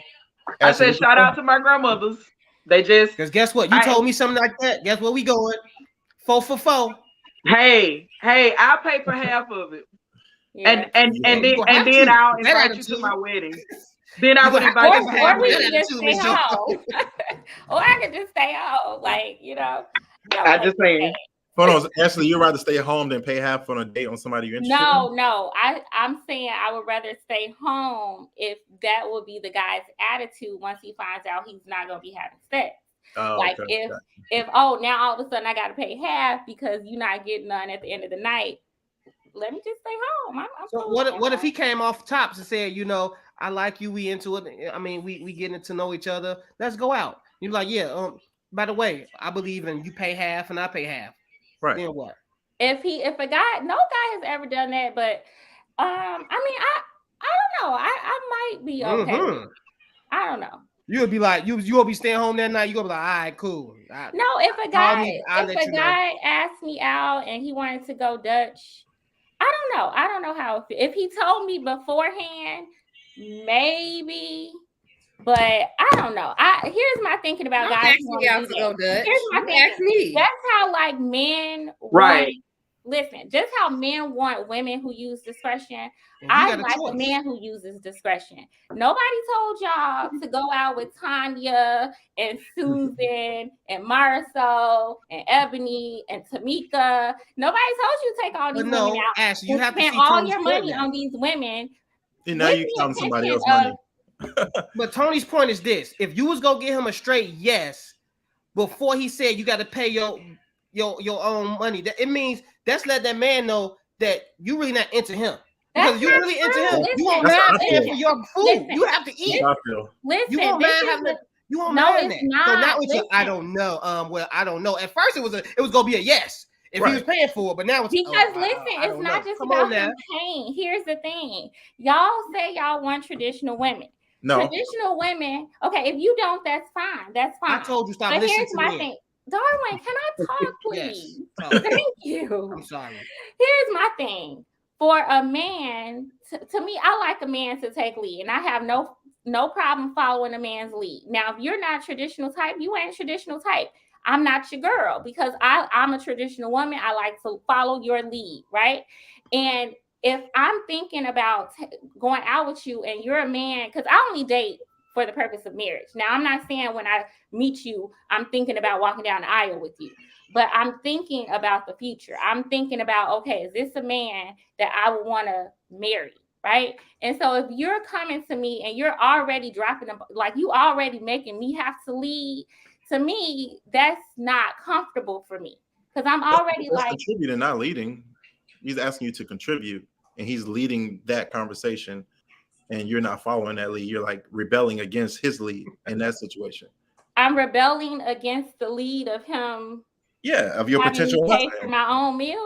Like I don't your potential husband is asking you to contribute to the meal that y'all gonna have together and you're telling him no. On our first date. Yeah.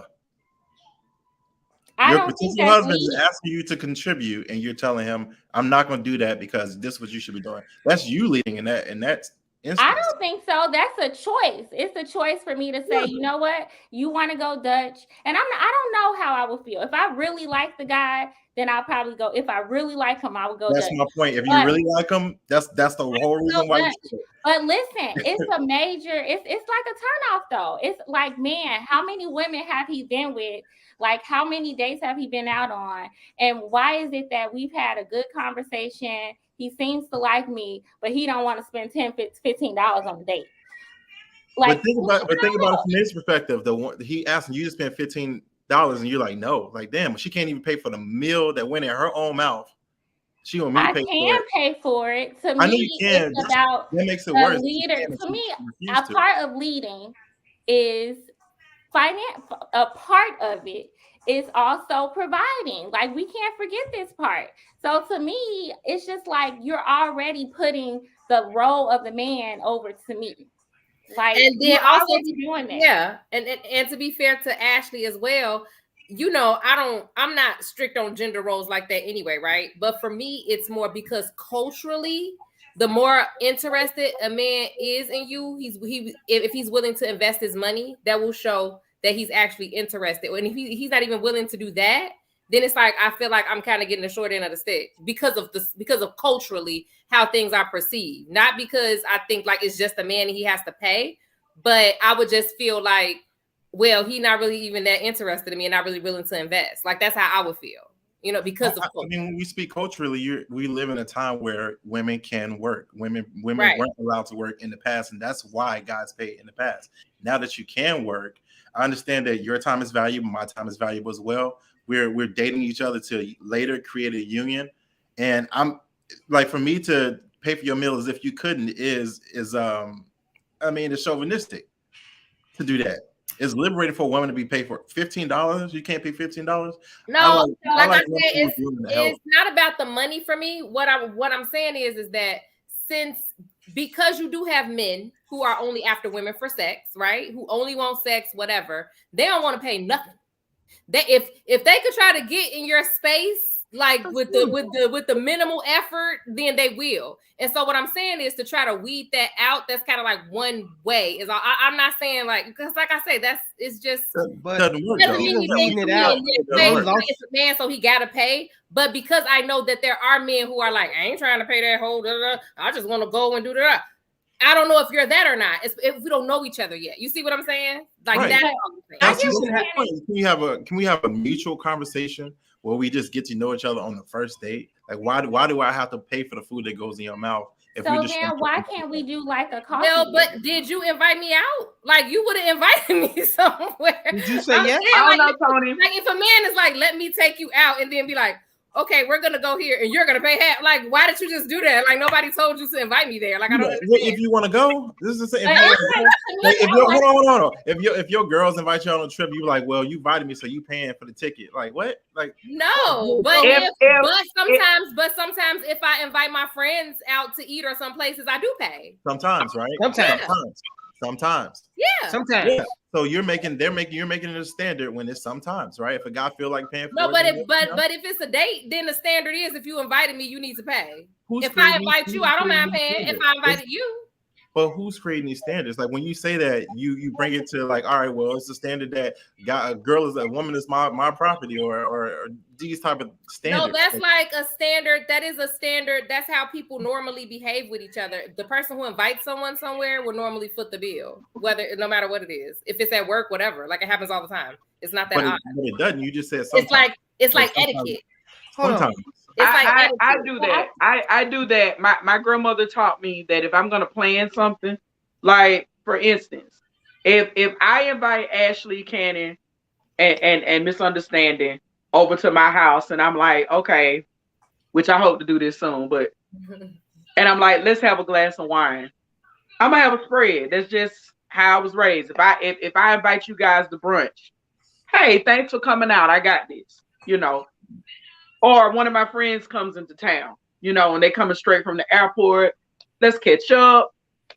You know, I got them. That's me. Now, Tony, I actually get what you're saying, but my whole thing is, why would I ask somebody to overextend themselves or do something out of their norm, and then I don't?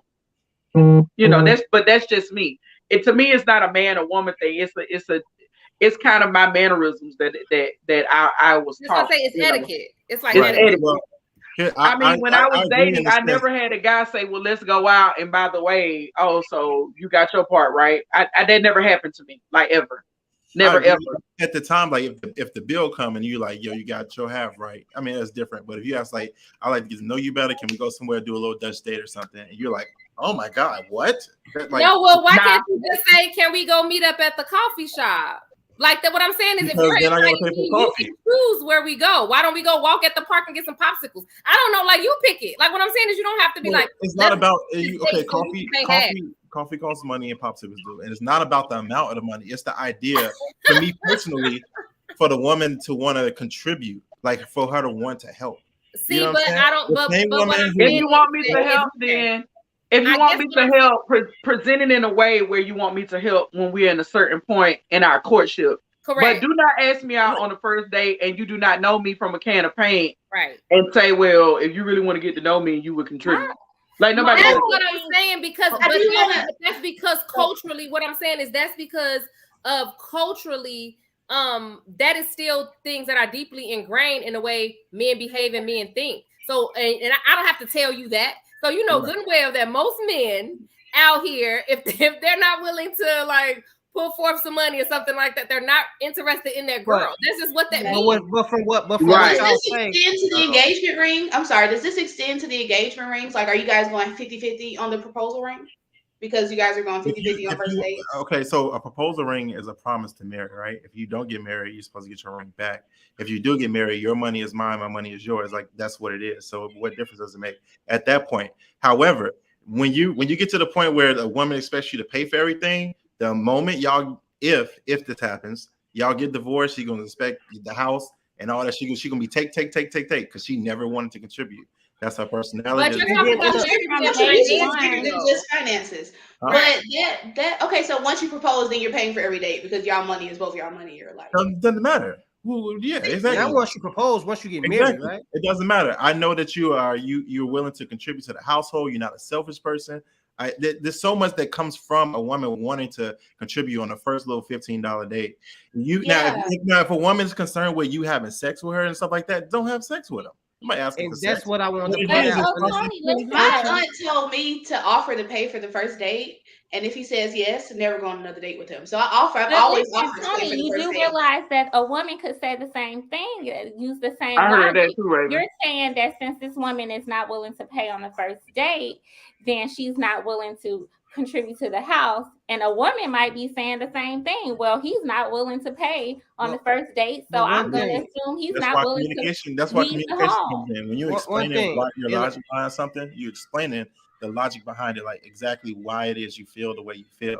If a person is negating your feelings and why you feel the way you feel and can't pay for a little $10-15 date, and you have a conversation, the guy's engaging, asking you a question, he's not asking you what size bra you wearing and anything like that. Like you having a conversation. It's like, why is he paying for your meal on the first date? Like I get the thing is that I know you, right? And I know why and when you explain that, I believe you because I know you. But for somebody, a man that I don't know on the first date who said, I'm gonna think he full of shit. No, I'm gonna think like either you broke, you just ain't got no money, like you trying to finesse some like that's just what I'm gonna think because I don't know, because we are used to getting finessed and tricked and stuff. So we gotta gauge something. We gotta use something, especially. But what else do y'all think? First date. So culturally, women think when a man is paying and splitting the bill, at the end of the day, he's going to expect something. So this is what y'all think, right? This is what I don't think that. I think that the way that society for a long time, women have. So I think that men expect sex if you say hi to them. So I don't. That's not just like we on a date. So cool. So if a man takes you out 9 times out of 10, and y'all think he's going to want something when he takes you out and pays for everything, right? No, I think he wants something anyway. The thought process of that, right? I just said the complete opposite. I just said that there are men out there who will date you because they're genuinely interested in dating you. There are a lot of men who will not.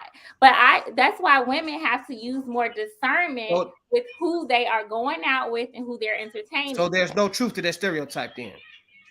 No, there are lots of men like that. I said so if there's lots of men like that, I would think if a man does present himself as let's go Dutch on his first date, that's how you can weed out that type of man. Like he's not even interested on buying. He's not even trying to impress me with money. Man, he's a different type of dude. Maybe. Like if he's just coming to the table like, I'm about to take you out. I spend like $400 on this date. Then 9 times 10, he might be one of those dudes that wants to buy you and think he can control you with money. But if this guy comes and be like, I want to get to know you and this and that, what you feel about going Dutch, I would think that would give you a better understanding of this type of dude. Like, okay, this something different. He's really trying to get to know me. He's not trying to impress me with money and all really of that different. Okay, listen to it from I would think y'all would like that. Listen to it from a woman's standpoint who has dated men. That's not something different. You have men who say things like that because they really just don't want to pay, or they can't afford it, or whatever, and they're trying to finesse something. Or they're sick of being finessed by women. So that's really what it is. Like, but how do y'all know he just can't pay if it's y'all first date? You don't right? know. That's what I'm saying. So when but you're you still want to eat. What I'm saying is when you're trying to get to know someone, right? Initially, you don't even know them yet. What I'm saying is certain things are just etiquette. So one of the things that are etiquette is that if a guy asks you out, then he foots the bill. That's etiquette. And so what I'm saying is I don't know you from a can of paint. You're inviting me out. Then that's the only thing I have to judge you off of. So since I do know that there are guys who do that, then I don't know how to judge it, but what chances am I gonna take? What am I gonna? You don't have to judge it. You do know you want to go and eat, and this is a good chance for you to get to know this person. So why can't you pay for yourself to eat? Because I didn't invite you. You invited me. It don't matter. So it's evident y'all gonna have a second. Tell me to pay. That's crazy. I meet you at the bar. We have an awesome conversation. We're talking and we exchange numbers and we say, okay, I had a great night and this and that. Now you expecting him to be like, let's go on a second. It's going to happen. So whether you ask him or he asks you, it really doesn't matter. It does matter. Etiquette is what I'm saying. If I invited him out, then I have no problem with that. But what I'm saying is if he invites me somewhere, then yeah, you need to take care of it. Like, I don't invite me somewhere and then tell me to pay. That's like not etiquette to me. It's not. He's not telling you to pay. You make it seem like he asks you to pay the whole bill or something, to pay for what you ate. I mean, no, but what I'm saying is that there's still an etiquette thing to it when it comes to courting and dating. And what I'm saying is, and if you don't want to follow that etiquette, that's fine. But that's still something that I'm going to gauge if I don't know you. So do you have perfect etiquette when you're ordering your meal? Do you take consideration like I'm not going to order the most expensive thing on the menu, or do you take you order what you want? You don't care? No, I order. You asked if I use etiquette. I said yes. I do. I don't order the most expensive thing on the meal. Cool. She's not, but okay. Why you saying you still real toe up about that lamb chop? No, you already told me. No, not even you. But you told me you gonna order whatever. You don't care if it's the most expensive thing on the menu. First date, you don't care because obviously, if you go in there to meet, that's not even true. That's not even true. What you just now said. Y'all got me thinking. Did I offer to pay on the first date? I'm sitting up here really, literally trying to remember. I offered to pay, and he was gonna have a heart attack. He didn't let me take him on a real date till we dated for like a year. And it's such an iffy thing though, because I've been out on dates with guys who acted very offended when I offered to pay. So it's real tricky. You know, some men get a little offended by it for a couple different reasons. And then like one guy, like some guys might even think, oh man, she don't even know how to be a lady. She won't be submissive. Like you can't win for losing, you know? Oh yeah, that's like she's trying to be the man. I have a friend like that. He gets really offended, but he's older though. I think it's that older generation. No, these were young men. These were young. They were not old. They were not old. My bad. So, but I get what you're saying, Tony. I completely get it. I get it. Like I get that. What I don't respect is men who have all these ideas about how women should be submissive and follow their lead and be domestic. And they have all these gender roles that they fit women into, but they think that it's negotiable when it comes to the roles that they would be fitting into. So if you're not like a traditional man, then I get that. You know, you go Dutch. But if you want me to be submissive to you and I follow those traditional roles, but and you have the option to follow them, then I'm just kind of like, what is this? Like, to me, it just doesn't feel like a safe situation. Not to me. Safe. I mean physically safe. You brought it all the way to safe, like safe. No, not physically safe. I mean safe as like I don't know what I'm getting myself into. But there's so many negative things to be thought about of a guy paying for a meal. Like there's so many negative things to be thought about for a guy paying for the meal. I don't worry about I got it, blah, blah, blah.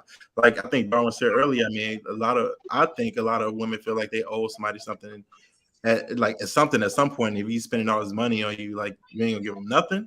I mean, I don't know which date that is at, but whenever that point, and then y'all have sex, And that's basically you pay for prostitution through food, the chicken wings. You paid enough chicken wing tax to have some sex with somebody. That's basically what it amounts to. And in no way I'm trying to discourage you all from going out and getting on the woman. Like there are some women who do that. Like, oh yeah, he got to take me out and then I sleep with him. Okay, that's prostitution. But just because that's I'm saying usually how it works. Yeah. But it depends on the woman. Like I know a lot of women. Y'all used to certain types of women because a lot of women haven't been taught certain things like self-respect. Like, they just have not been, and y'all know this. Y'all call them thoughts and 304s, and y'all talk about these women all day long. These are the women that didn't get training growing up from older, wiser women, from the women of yesteryear, from their fathers. So these are the women that are like, you know what? Yeah, I'm gonna give it up after day 3. He got to pay this, he got to pay that. That's the frame of mind of women that you're dealing with, But that's not how it should be, We just all need to learn how to live in the moment. People get too caught up on thinking the next move. Like this ain't chess all the time. Sometimes you just need to just be in the moment. Enjoy the moment. All right. I see your face when the food is free. It's easy to say, let's enjoy the moment. Yeah, I would enjoy the moment too if the food was free. Like shit, let's go out. Let's go out tonight. Let's go out tomorrow. Who said it was free? I mean, when I think of my first date was okay. This is when you had to like pre-buy movie tickets, like go to the theater and buy them. Oh my God, I'm so old. The movie sold out, so it's like okay, let's go rent some videos. Rented some videos, got a pizza. Ended up talking to like 3-4 o'clock in the morning. Okay. Next day, I wasn't picking up the phone. It was a different time. I hope he called. Called me while he was at work one day. You know what? We had a really good time. Let's do this again. That's what happened. And there were times where I offered, that's what it was, so yeah. I mean, but we lived in the moment. Like nobody was. It wasn't chess. Like, ooh, I'm gonna be one up on him. I'm gonna make sure he don't get to this. Like, we just lived in the moment. More Jovos out there in the world. So y'all paying for the second date, then, ladies? What now? So y'all gonna pay for the second date? See, that's what I'm saying. In the moment. I pay on any day. Right. Like okay, like Atlanta, like right now, it is festival season. Dogwood Festival, Jazz Festival. These things are free. Go out there, hold hands, snickle, giggle a little bit. Everything don't have to cost. Right. Wet ladies, wear your sundress, look like a lady when you go. Like you say that. Walk me through it. You at this festival, right? You get thirsty. Yeah. What happens? You walk over to the thing. Like, you can't tell me that about a free festival. Don't know what I'm talking about. Like, you get to the festival. It's like, you want something to drink? Like, yeah. It was like, okay. Or you know what? Or Tony, she might be that girl. I think it was Ashley. One at a time. I think it was Ashley who made the point. That goes back to what Ashley was saying, I think, about how many people are you dating that a $2 soda is just hitting your. That's gonna make me be like because they'll add a $2 soda right here, then right there, and right there. Then you're gonna be probably broke after you doing all of that. So maybe you need to be more discerning about who you're willing to take out and who it's not about the money. I keep telling you, it's not about. It's about the willingness to contribute.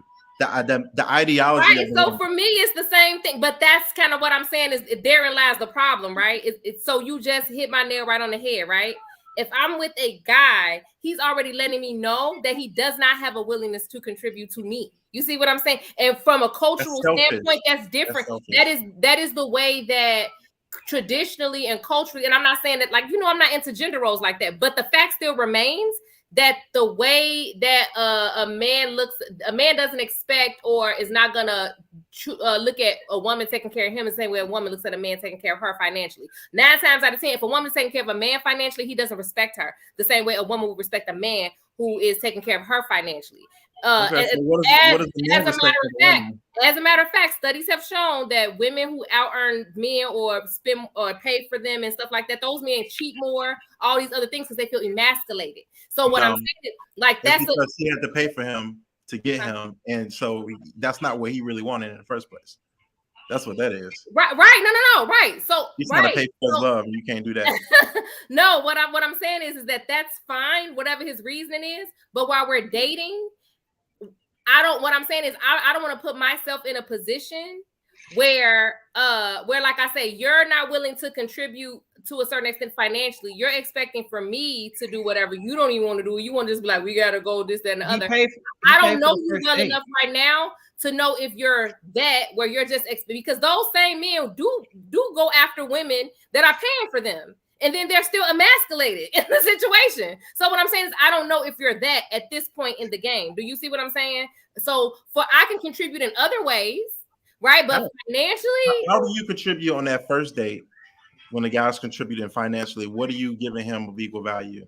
I don't know. I may bring you something if I, maybe get your ass out of here. But here's my thing. Why I don't understand this. Now, if you don't believe in maybe if you told me you had like a favorite, artist or something, then maybe I put together a playlist of your favorite songs or something that we can listen to on the date. I don't know stuff. Like it doesn't have to be get to somebody's heart on the first date. Okay. Or like if you say let's go to this festival, I might have a picnic basket surprise. Right, or something. I might bring something to make us more comfortable or something.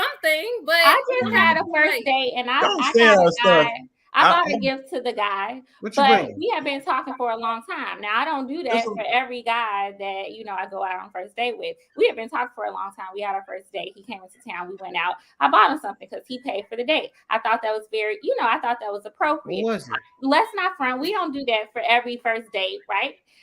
None of your business, Dara. We don't do that for every first date. But here's my thing, and another guy made this argument, right? What do women do if men are paying? Well, what do women do? My whole thing is like, if you're not traditional, okay, I get it. But my whole thing is, if you're one of these men out here who think women should be submissive and subservient to men, and we cater to you, we take care of the house, we wash, we do cooking, we take care of the kids, we do all these things, we have these roles as women. I don't understand all the issue and the problem with you paying. Like, what's the issue? But the issue is this: because those gender roles were alongside the gender roles that said men were the financial leaders. That men, even if the woman was contributing to the household financially, men were the ones that were the head of the house. They were the ones making sure that the family had a roof over their head, the bills were paid. So my whole thing is, if you're one of those men, and Tony, maybe you're not, I don't know. But if you're one of these men that think that, women have these gender roles that they should be meeting, then what is wrong with a woman saying, okay, well, these are the gender roles that the man should be following? But Ashley, I don't. I'm very open-minded, and that's why I'm looking at this from a broad perspective. I can't even say the word. I think about everything in a broad aspect. Like, why is it that I'm doing this? Like, what is the reason behind this? Like, I'm paying for it. I think Miss Jovo said earlier, like when her husband was dating us, she was like, okay, cool, I'm a date. Maybe she dated like 4 or 5 guys in a week, and she may have paid for those. My bad, but she may have paid for those meals, maybe not. But I'm so kidding. It's up to her. You know what I'm saying? It's up to her whether she wanted to do it or not. It's like for guys like this, there's a social pressure. Whether the girls are not saying, are you traditional or are you modern? Okay, cool. You modern, I'll let you get away with that. Whether you modern or traditional, it's like, nah, it's this or off with your head. You know what I mean? Like, it's very hard to get to know the real intentions of a woman because the ball is in her court. It's just like the whole sex thing is like, I really feel like that's a mutual thing. It's like you didn't get nothing that you didn't give. Like, it's just right. sex. Get over yourself. Because to your point, Ashley, if you into gender roles in a traditional way, and you say you can cook, clean, take care of household, this and that, and a man is supposed to provide, he can give you a little inkling on that first date they can provide when he pays for that date. There's no way you can show him that you can take care of house on that first date. All you're doing is eating. No, that's not true. I think men have ways of looking at a woman. Y'all judge women all the time. On the first date, we have ways to know if a woman can take care of a kid. And you can tell if this might be a woman that... What's one of them old school movies when they be like, Did she reach over and unlock your door when you? Like, come on now, y'all always gauging women. I think it's a Bronx love story. A Bronx tale. Yeah. So I mean, it happens over time. Like, I wish we stopped acting like it has to happen in one date. Like, it happens over time. You build relationships and you make character judgments over time. Men and women have to do it. Like, men have to do it. Women have to do it. Like, you know, because you can make sure the first. Tony, yeah, we do it through mannerisms. Because when Mosley went to when I came out that building and we went to the car and he saw me standing at that door. And he kind of just popped up like, oh, I'm opening the door. And he didn't say nothing. He opened the door, you know, we got the way. And then he, you know, opened the door again. I got out. And I remember the conversation. Oh, so you're really traditional. I'm like, well, yeah, that's how I was raised, you know. And that kind of gave him an idea of, okay, this is what she's going to expect from me. But then I shocked him, you know, for a date when I was like, oh, I got this, we went, I think we were in the park or somewhere, and I brought some food, and I was like, yeah, I bought you this sandwich. I got this, this, and this. And he was like, oh, you got this? Yeah, I got it. What made you think I didn't? Oh, I thought you were traditional. I think sometimes men are so concrete and black and white in their thinking that you kind of need to challenge sometimes, because a lot of, like me, I grew up traditional. I mostly, when I think about our courtship, it was really traditional, but there were moments where I paid, we went Dutch, and it wasn't a big deal because we were in the moment, you know, and we didn't, like I said, it wasn't this big analyzing of, oh, is she traditional? Is she modern? It was just, we were in the moment, you know? So, but I get what everybody is saying. I get what you're saying too, Ashley. I mean, I think that, you know, like, I guess to Tony's point, like, it doesn't have to be like, you know, a reason why two people don't get together, right? Right. Because like, if a guy told me this beforehand and I really liked him, I would still want to go out with him, right? But you know, it does make me just kind of wonder or want to sort through some things. And then I think those two people, the man and the woman, would have to just be like, well, are we for each other? You know, because you can't really, that's going to pan out. It's going to play out. Your beliefs about tradition and about roles and who does what is going to pan out, you know, eventually. So some people try to like get with people that are like, that have very different belief systems, you know. Mm-hmm. So I don't know, but I mean, I get from a man's point of view that, you know, you got a lot of women out here who are just trying to use men, you know. So I get that. Picnics for everybody. We're doing picnics. Let's do it. Yeah, but yeah, that's what I'm saying. Just, you got to be wise too. Like, there's nothing wrong. Piedmont Park is so beautiful this time of the year. Make it happen. That's Walk like, that's one of the best days I've had, a picnic. I mean, it did cost money though. They're so romantic. I just, Picnics do cost money. Would you like to ask me to go to Piedmont Park with you? Absolutely. So you have to pay. Thank you. All right, y'all. We gonna go. No, picnic. You can freaking kind of be like, I'll bring, like, you bring the sandwiches, I'll bring the wine. You can say right. Something like yeah, like that's like, see, that's what I mean. That. Like you can do stuff like that, but I mean, just having this, what I'm saying is, it sound, and even the way like you're presenting it, it just sounds petty. And I know you're not trying to be petty, but it just sounds petty. Like, if I pay 50 cents, you have to pay 50. It's like, that's just sounds. Women always wants to be finessed. Seems like that's what they're trying to say. Lord. No, that's not finessing. It's Lord. I bring the wine, you bring the sandwiches. No. 50 weeks. No. What I'm saying is no. If you're trying to gauge whether or not someone is willing to contribute, right? To me, that is a better way to do it. That doesn't come across as petty. Is all that I'm saying. To just be like, right. Okay, I'll bring this. A better way to do it. You see that they're willing to contribute or do whatever, instead of, you know, just have to literally cut it down the middle, like. Right. Yeah, so you're best being tricked into being. No, it's not tricked. It's that that's more. Is that that's something that it actually seems. It's just like, even when like I said, when I split stuff with my friends, I'm not literally like, this was 55.3 cents. You know what I'm saying? It's like it was a roundabout whatever. So what I'm saying is that's why that sounds petty. Do you right saying like pay exactly the half? It's like right. Well, you put 2 credit cards in the book and you give it to the waiter. Split it. That's all. This the best thing to do, Tony. When y'all on that first meetup, be like, so what you doing this week? Oh, I'm just going to this little lounge, and then you just pop up. Yeah.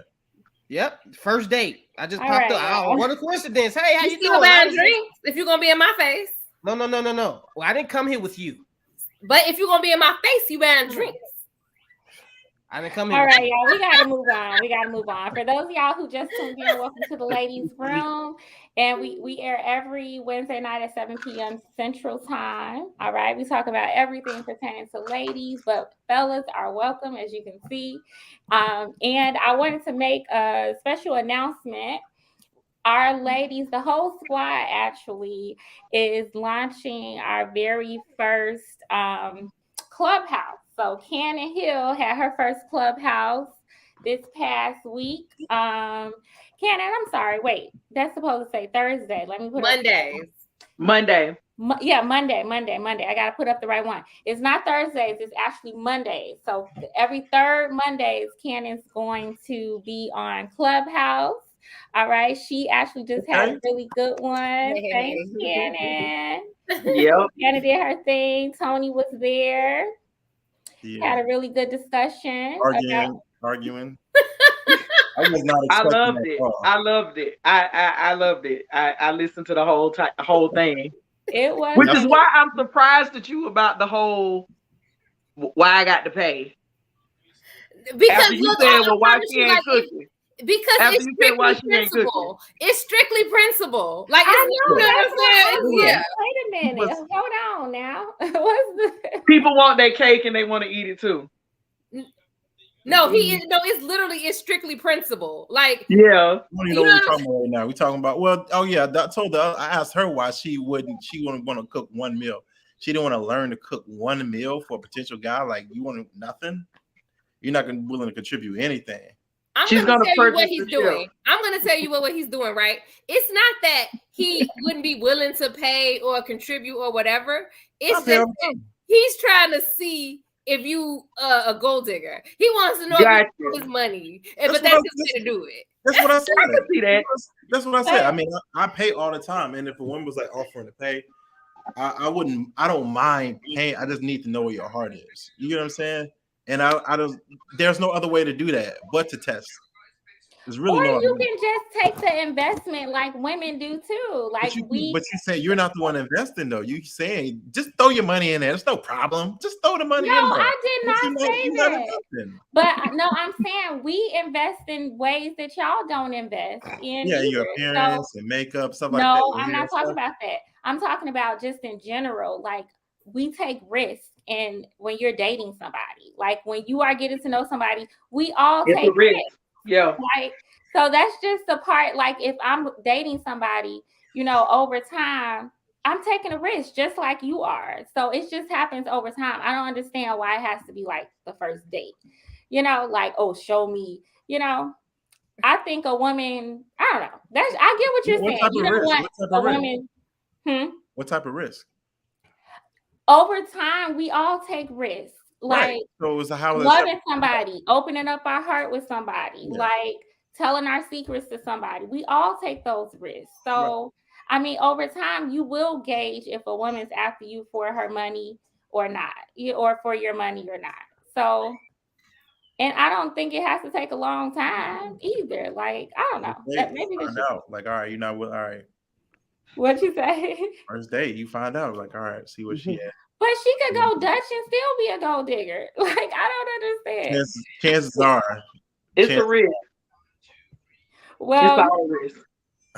All right. But okay, y'all. So I feel you, Tony. I get it. Men want to protect their resources. I get it. I guess I just don't. It just makes me, I don't know, I'm too traditional, old school, I guess. But anyway, I also wanted to introduce Raven's show, Real Talk. Yeah. Raven. She's coming to y'all every fourth Monday, 7 p.m. Eastern. All right. Her first show will be about unnecessary vanguards. Raven, you want to go ahead and share a little bit about like your show and what it's going to be about? Absolutely. This is a topic that's very near and dear to me. Unnecessary vanguarding. Vanguarding basically just means to be an advocate. And I use the adjective unnecessary because I believe advocacy is extremely important. However, things have gotten a little out of hand, guys. Like, I would love to go in detail, but I don't want to give it all away. But we're going to talk about black cults because there's a lot of black cults. But it's going to be a treat. Okay. All right now. That's Raven's show. So check her out on Clubhouse. And Real Talk with Raven every Monday. And then last but finally not least, we got Mrs. Jovo. Mrs. Hey. Jovo Clubhouse is coming to you every second Thursday at 8:30 p.m. Eastern Time. You all know that Jovo is a drug abuse counselor and a licensed therapist. Her show will be called A Convo with Jovo, and she will give you all a chance to call in and ask questions and, vent a little bit, and she'll give you some of her expertise and guidance. Yeah, come get some free therapy. Yeah, that's if it gets too deep, though, I'm gonna drop my hourly rate in the comments. I'm gonna come on and somebody sit on the couch for you. All right, y'all. How y'all feeling tonight? Good. Y'all all right? Good. Y'all ready for the next one? We ready. Yep, that other one got out of control, didn't it? I know. I met the other Darwin. I think Darwin from Vegas came back to visit for a little bit. I think he came back. I had to try to side with my fellas for a minute. I know it. Best way I could. I know it. I'm paying on the first date.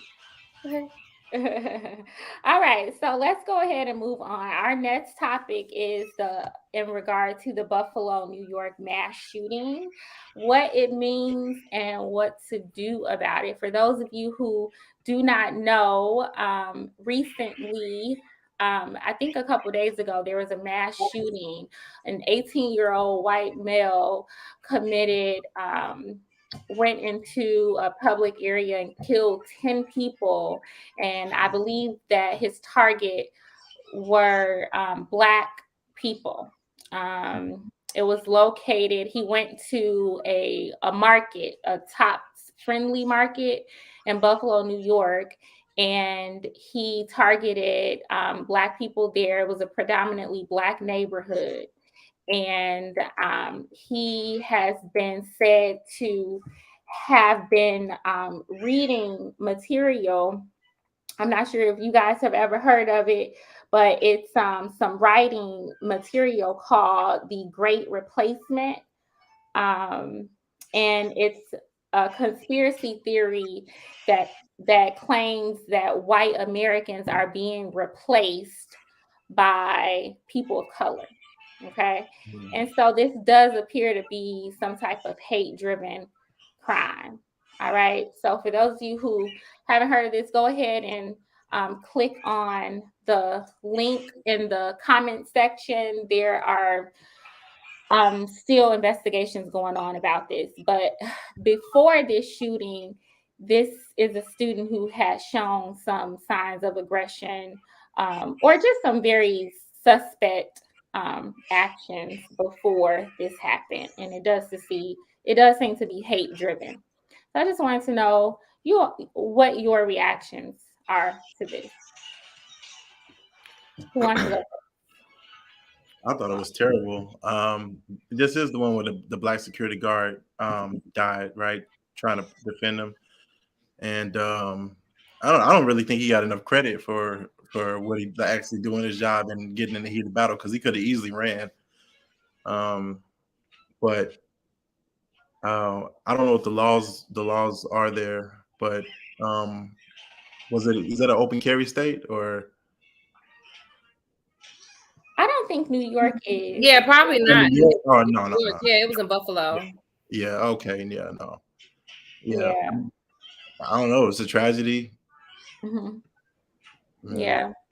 What do you think this means? Like, I didn't mention, but this was one of several other mass shootings over that same weekend. There were other mass shootings that happened within those few days. I So, mhm. I know like stuff like this is it seems like it's getting crazy and more prevalent, but I think that the access, the technology is just more accessible. But people have always been this crazy to just now have more access to stuff. Like you can literally, even if you can't get a gun license or whatever, you can order the parts for guns through different vendors and just assemble a gun if you wanted to. So it's like all these terrorists with the access to internet can just do more of what's on them, but that's always been on their mind. So I feel like stuff like this will continue to happen as time goes on. Yeah, Fortunately, it's becoming. It just seems too normal now. You yeah, know, so normal that all of the mass shootings are not even being reported as frequently or as heavily in the news, right? Mhm. Right. Any other comments? What do you all think? So, well, what it means is that it's still a lot of hatred in the world, and it's just putting us. If you wasn't aware of it, you should be now, and that's a good thing. But it also lets it's putting a alertness out there that we need to start preparing ourselves because and when I say about preparing, I don't mean go get guns and get ready for war. What I mean is just being on the lookout for things, try to stay away from certain areas, try to you know just protect your family at all costs. And you can't you never know when stuff like this is going to happen. So that's why I say ain't like you go quick carry around a shotgun or machine gun when you go to the grocery store now. So you just have to be on alert all the time. And I, I hate to say it, but if you see somebody of that color, you might just want to be on alert when he walks through the door. Now, don't, and that's just sad to say, but I don't want to have to live in a world like that. But we have to know that this is the world that we live in, and we can't change it. Um, I just watched the movie Higher Learning. If you watch Higher Learning, that's a great movie that exemplifies what just happened and Right. how they study these things and they get brainwashed to believe these things and he was 18, so I'm pretty sure he had someone teaching him these things and probably egged him on to go and do that. I don't think he just woke up one day and decided let me just go and start doing this. I think he probably was I, like what Miss Raven's gonna be talking about, the coach and stuff like that. These groups, these KKKs, I guess they still they still exist, and they very much are planning to do something. And it's just one example of them doing something. So we still have to be careful of where we go, what we do, how we act. And it's just sad that we still live in this world like that today. So Okay. Yeah, I know, Tony, you had raised questions about the open carry law or the laws pertaining to guns in New York. I am reading here, it says gun sales in the US have soared in recent years as the nation struggles to come to terms with the latest mass shooting. This 18-year-old who is accused of the mass murder in Buffalo obtained 3 different guns that he um, took with him to the shooting, and he was able to obtain them legally. It says that many states have loosened carry laws that allow for the possession of handguns, and so this boy was able to get his hands on 3 of them. And so, what do you all think? I don't want this to turn into a real political show, but what do you all think about access to guns? I know, Darwin, it sounds like you're kind of okay with people having access to guns. Uh, I'm not a big fan of guns. I really don't think they really protect you as much as people think it does. I think it can only um I mean, just let's be real. Couldn't no gun protect those people at that moment? If someone walk in the grocery store and just start shooting, you just better hope you didn't get hit. So walking around with a gun won't really stop a act like that. Um, just hope you don't get shot, and maybe you can retaliate and get him. But at the end of the day, I think having guns is just gonna turn into the wild wild west with all these people that are emotionally unstable and ready to shoot somebody at the drop of a dime, someone step in your shoe, all types of things that's been happening. And there's not even and everybody in every state, you just can't walk around with guns. So if that just happened, I think it'd be like the wild wild west. People just going around shooting people and thinking it's okay. And because everybody has their reasons on why they would shoot somebody. And every reason is not justified. Just because you get angry isn't a right to shoot somebody. Just because you have a disagreement isn't a right to shoot somebody. And there's a lot of people that feel that way, that thinks inflicting violence on somebody else just because they don't agree with them or just because they don't like them, they think it's okay. And unfortunately, there's a lot of people that whose minds are not stable enough to know that you can't do that. So I think everyone carrying a gun was just gonna cause a lot of deaths. And but I mean, I think it should be somebody in the house that is the protector of the house, and that's why men definitely should try to stay in these married households and stay with their family, because someone has to be there to protect them just in case something happens. Everybody just can't run around carrying guns and stuff like that. Someone has to, be there protector. I'm for the guns. I feel like Texas is open carry state, and I think people move a little different when they know that everybody could be carrying a gun, and it's kind of like, if it's an unfortunate event, it's a mass shooting. I think it was some story where somebody opened fire in the theater, but somebody was able to kill that person because they had a gun on them as well. So it's like, even if you change the laws, you're not going to get rid of all the guns. So the guns are still going to be here forever. Like, guns, they're just here. So changing the laws wouldn't make a difference. But I think better education on guns and proper people having them, maybe the other guy could have been put down sooner. Had it been open carry state. Mm-hmm. So okay. Yeah, the other thing is that we can't ignore the role that the internet and social media and a lot of these other networking sites played in this incident. So we have two things going on, right? We have the radicalization of people online in these groups like 4chan and stuff like that, where it's a lot of hate speech, where it's a lot of rhetoric. And this is what I say about the rhetoric, right? That a lot of times gets ignored. People are always talking about, oh, it's just words, and it was just somebody said this, oh, it just hurt your feelings. Like, no, you have to be very I think people should be very careful of the rhetoric that they're using, because it does affect vulnerable people differently than it may affect you yourself. So like, some person, like you may be a person that is on these internet streets and you just have an ideology and you just spreading your rhetoric and you strong-minded, whatever. But you have to take into account that there are people who are out here struggling, who are out here that are not in the same space as you, that will take the things that you are saying and put them into action. And it will be negative action, especially if you are doing things like feeding into people's worst impulses and worst instincts with your rhetoric. And that's what happened. Like, he was in those groups 4chan. That's what a whole the great replacement thing came from. That's rhetoric. That's rhetoric, right? And that's making people feel like, I mean, think about it. If you really genuinely believe a lot of this stuff that people be saying, then wouldn't people want to do something about it? Like, you will want to do something about it. Like, if I genuinely feel like this group is out to get me, or this person is making my life harder, or this, that, and the other, then yeah, there are some people who are going to want to go and do something about it.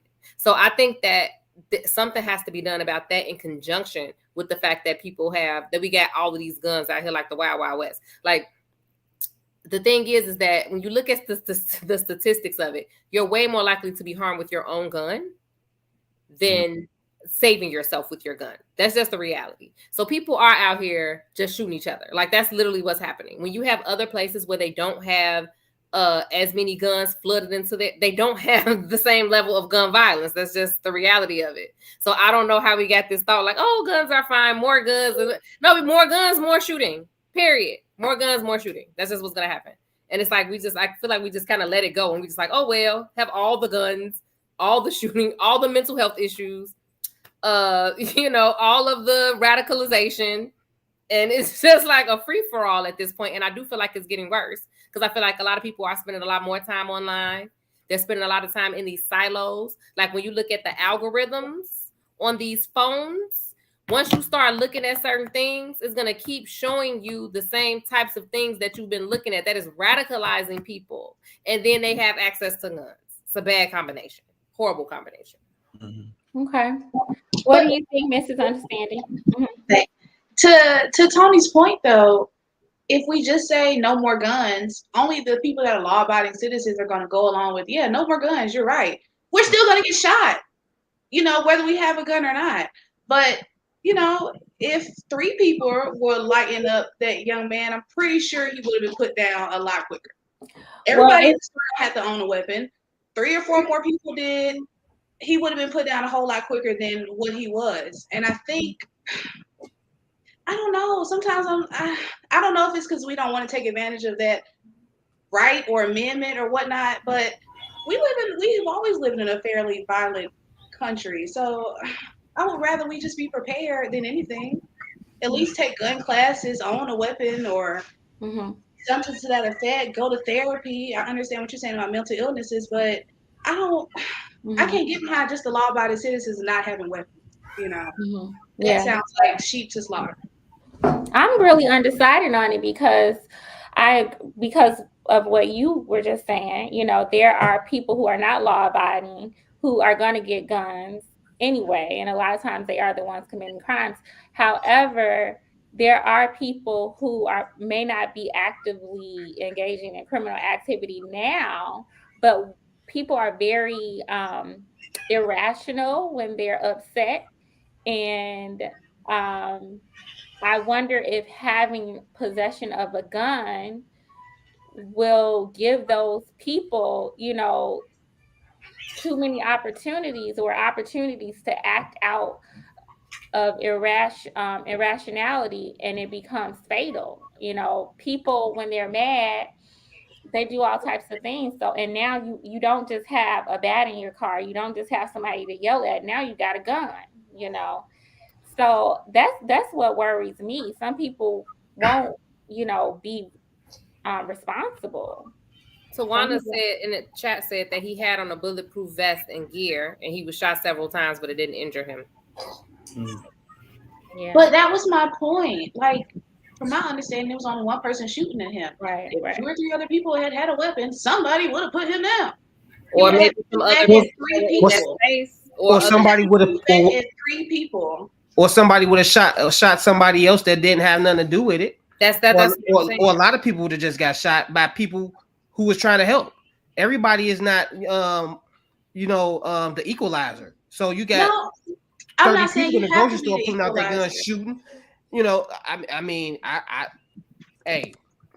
Well, that's why I said gun safety classes and whatnot, because I'm not just saying people should just go buy weapons and go pow pow, but if the criminals are going to have weapons, then what is the next step?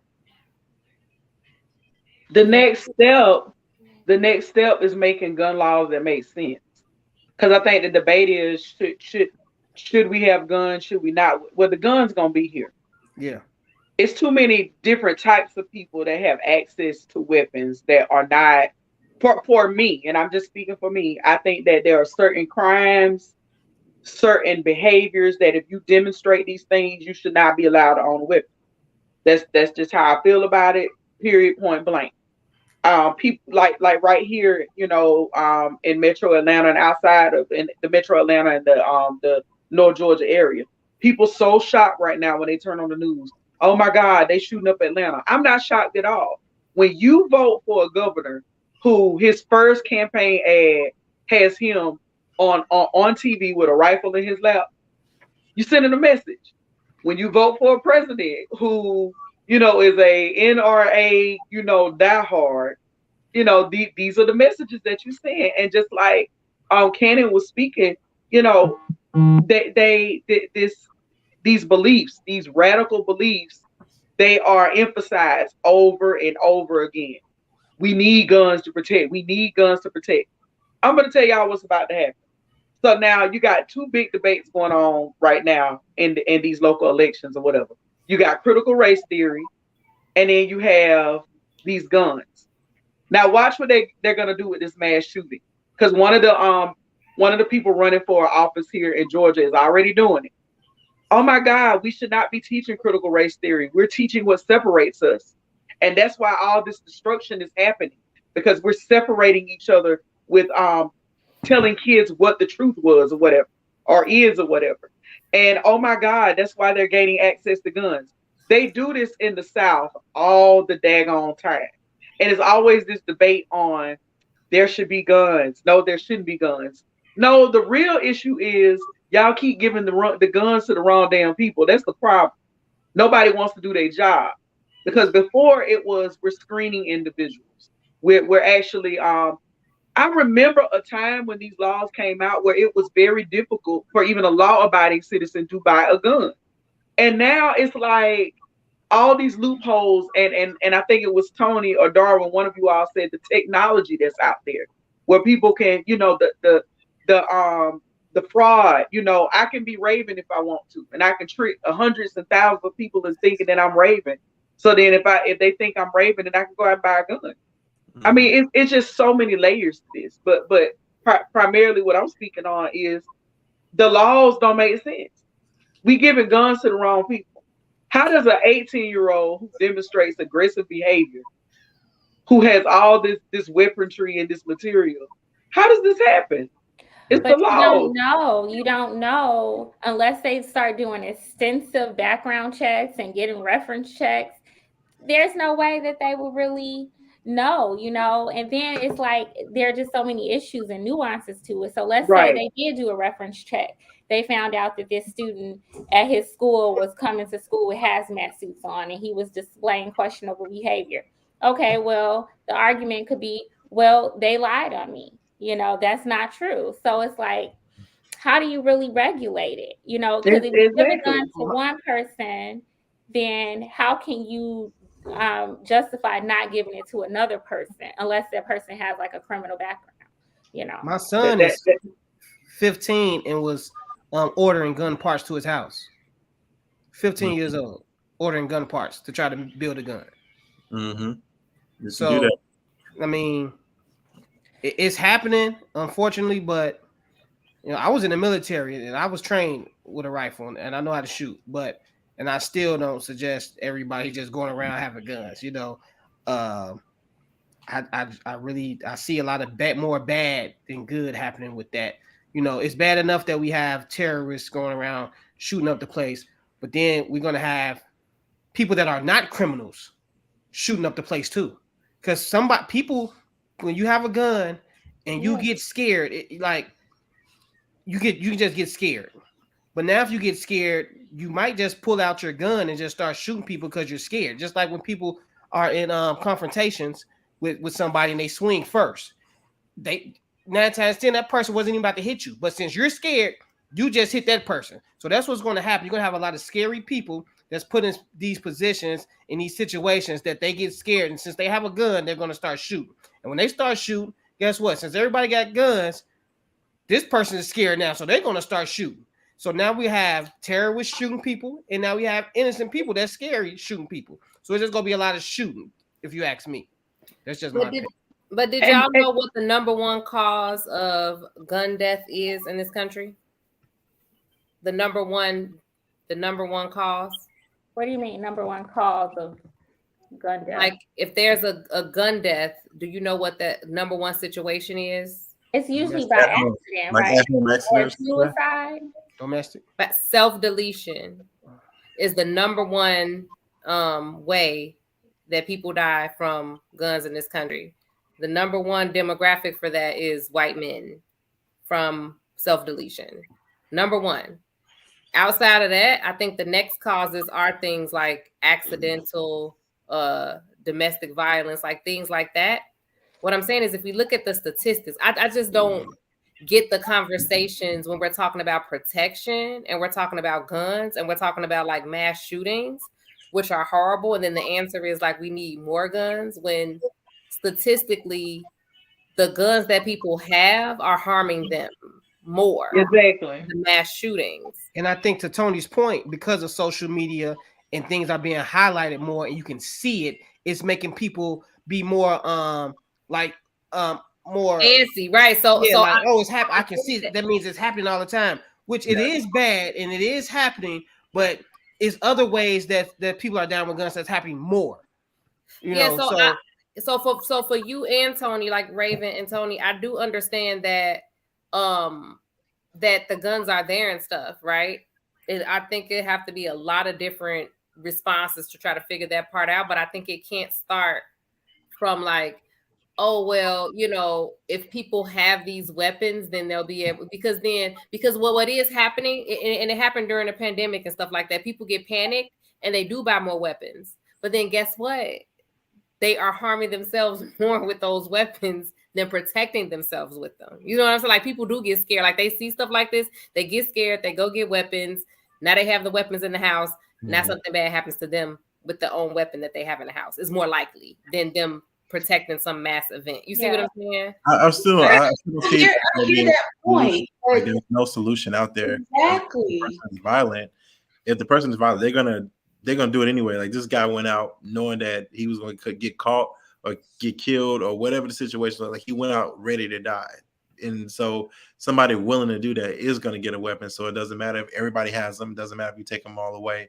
Instances like that are going to happen. If you change the laws, it's still going to happen. Yeah, no, I'm not saying about the instances. I'm just saying, Yeah. I don't think that the answer is people getting scared and going to get more guns is what I'm saying. I don't think that needs to be the response, right? Like, I think we really need to get out of the idea like, oh, if more people had weapons, then it would be safer. Because if more people had guns, then it'd be safer. Because that the statistics don't bear that out. The more people who have guns, the more likely they are to get harmed themselves with those. Maybe like a mental health, you know, where they show videos of the families affected by this, or like just examples of when you're a kid, before the average age of somebody doing something crazy like that. You know, they play those videos in school. Like, if you did this, you think you're getting attention, blah, blah, blah, but really you're hurting this person. And what about that person's parent, that person's dad, that person's mom, et cetera, et cetera. And you know what that, because a lot of times, because now they're thinking, I guarantee you, like, he played video games, right? So when you shoot somebody in a video game, there are no real life consequences. And so if you get a chance to see how something like that affects someone in an extrapolating form, then it may prevent some mass shootings, maybe not, but I don't see anything else doing the trick. Okay. And I think Bobby says, oh, I'm sorry, 1 second. Bobby says, we pay taxes for police. Why not have a police officer in public establishments during certain hours? Don't got to be long, but as a show of force in combination with store security. So that police officer be in there jacking everybody up and busting them upside the head. I think that's what I mean. Like, we can't get scared. We start doing the opposite stuff of what we need to do. Because when I see that, like, more police officers in normal places, what's more likely to happen? They're more likely to harass those people that are in those places than have there be mass shootings and they're saving people. Because most of the time they probably ain't gonna have nothing to do. And then what stores is he talking about? I mean, that's what I was going to say too. Like, mom and pops or just Family Dollar. How many cops do we think is really on the payroll to be at all these stores? People don't want to be police officers. They don't. What do you want to say? Understanding? Yeah, I was going to say, I think if we start repealing weapons, I think that's a whole domino effect, because people buy guns to shoot deer. People are buying guns to put on their walls. I mean, I'm from the South, I'm sure Tony knows from Texas. I don't know if that's from the South, but people hunt all the time. They hunt wild boar. It's good for the environment, blah, blah, blah. Not with assault rifles, though. No, of course not with assault rifles. But you can still do a shootout with 3 9s. You can buy the extended clip and still shoot out. I mean, come on. But most of the mass shootings that do the most damage are with those kind of like assault rifles. No, okay, now I can get with that, with, you know, like determining what kind of gun or what caliber grade, whatnot. I can get with that. But as far as just taking all guns out of America, I think that is I think that's an overreach. I'm not I gonna didn't lie. say that. I just said that I don't think the answer is for more people to be armed. That's all I said. Right, but that's what I'm saying. Guns are already a part of our culture anyway.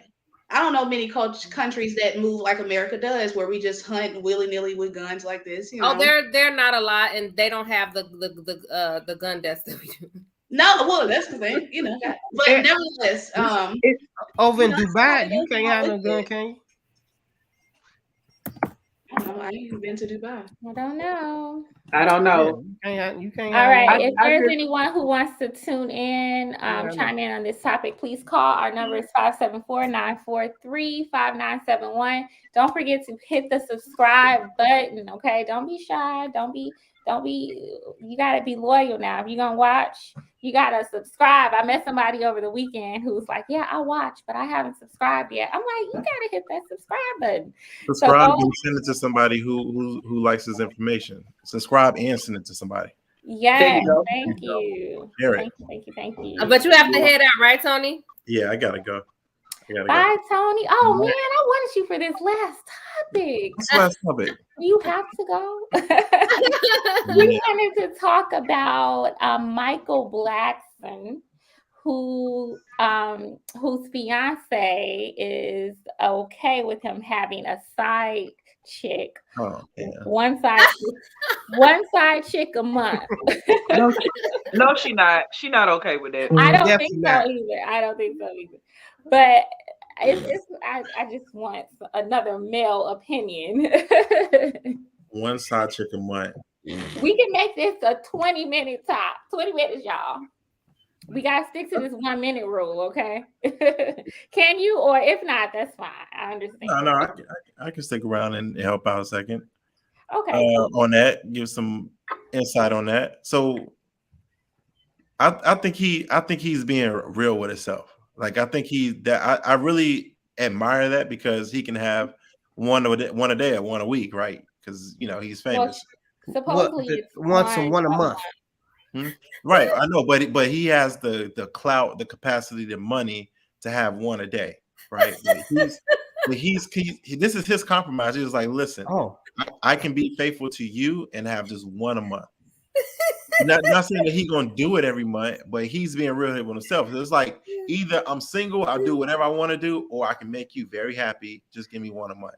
And she accepted that deal. That's their relationship. I think it's a fair compromise. Okay. All right. We have a caller. We got a caller. I think it's Cameron. Go ahead and say hello to everyone. What up, y'all? What up? What's going on? What up, bro? Hey.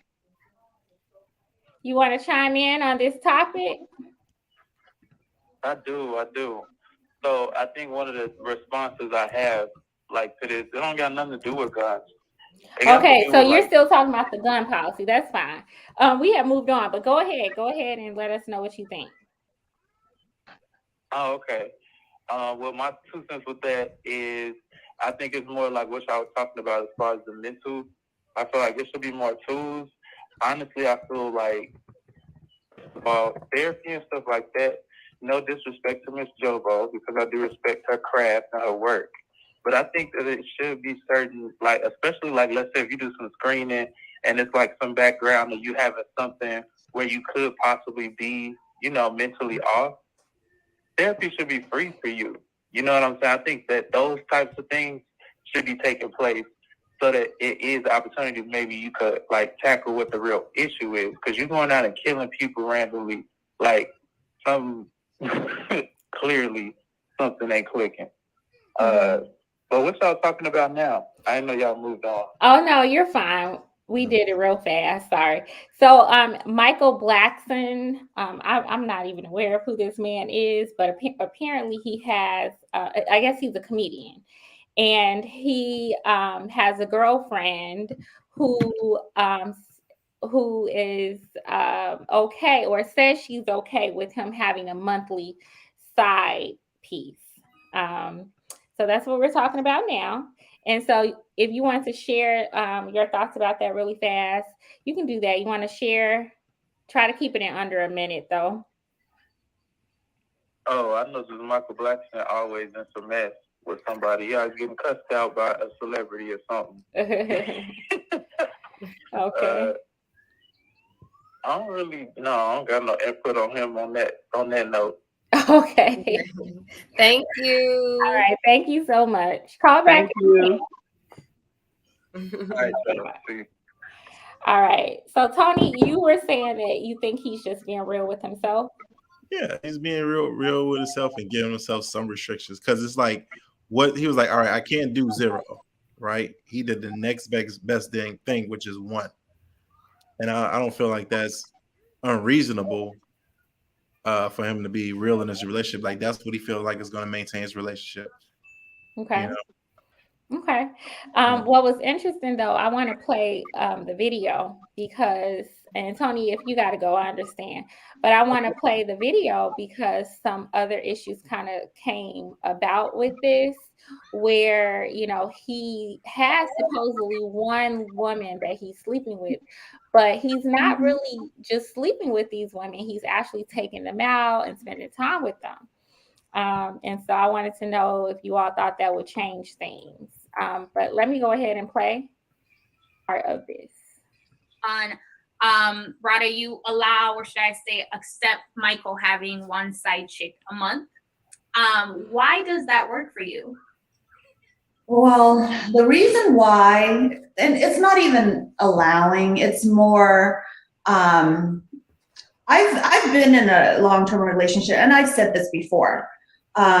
You having sex with the same individual for years, it gets boring. And I just wanted some excitement in the bedroom. And I feel like when he has these extracurricular activities, or when we have extracurricular activities together, it makes our sex life that more amazing. And it's been proven every single time. Like, we get back together and we have such amazing sex, and that's kind of what's priority for me. And yeah, I'm a freak, but everybody is. It's just they don't talk about it, and I'm open and I'm direct. You ask me something, I'll tell you. There's nothing to hide. I mean, what's the joy of life if you can't be yourself? You know. So does that, Michael, would that same arrangement work in Rada's case if she wanted to have one side piece a month as well? Well, you know what, Rada, I mean, you told him she's only interested in one penis. But, you know, I can only handle one. She only handle one. And I mean, she's allowed to have any female she wants. But not a man? Not a man, because she don't want a man. We don't need another penis in the relationship. Well, do you need another vagina in the relationship? Where is the balance here? It makes our sex life exciting. In fact, whenever if not with another woman, my penis is much harder for her. So this is more to her benefit, actually. Okay, and I'm so doing it for you, Rada. and for you, Michael, what do you need from other women that you feel like you can't get from the person you want to call your wife? Just some new. It's just excitement of like just being with something different, I guess. Believe it or not, you know, Rada have her orgasms when we talk during sex. She have an orgasm when we talk about how I slept with the other woman. Don't shut me up. You don't have to tell all our secrets. All right, I'll take that back. Delete that part. And you guys are are getting married. Is that still in the works? Where does that stand?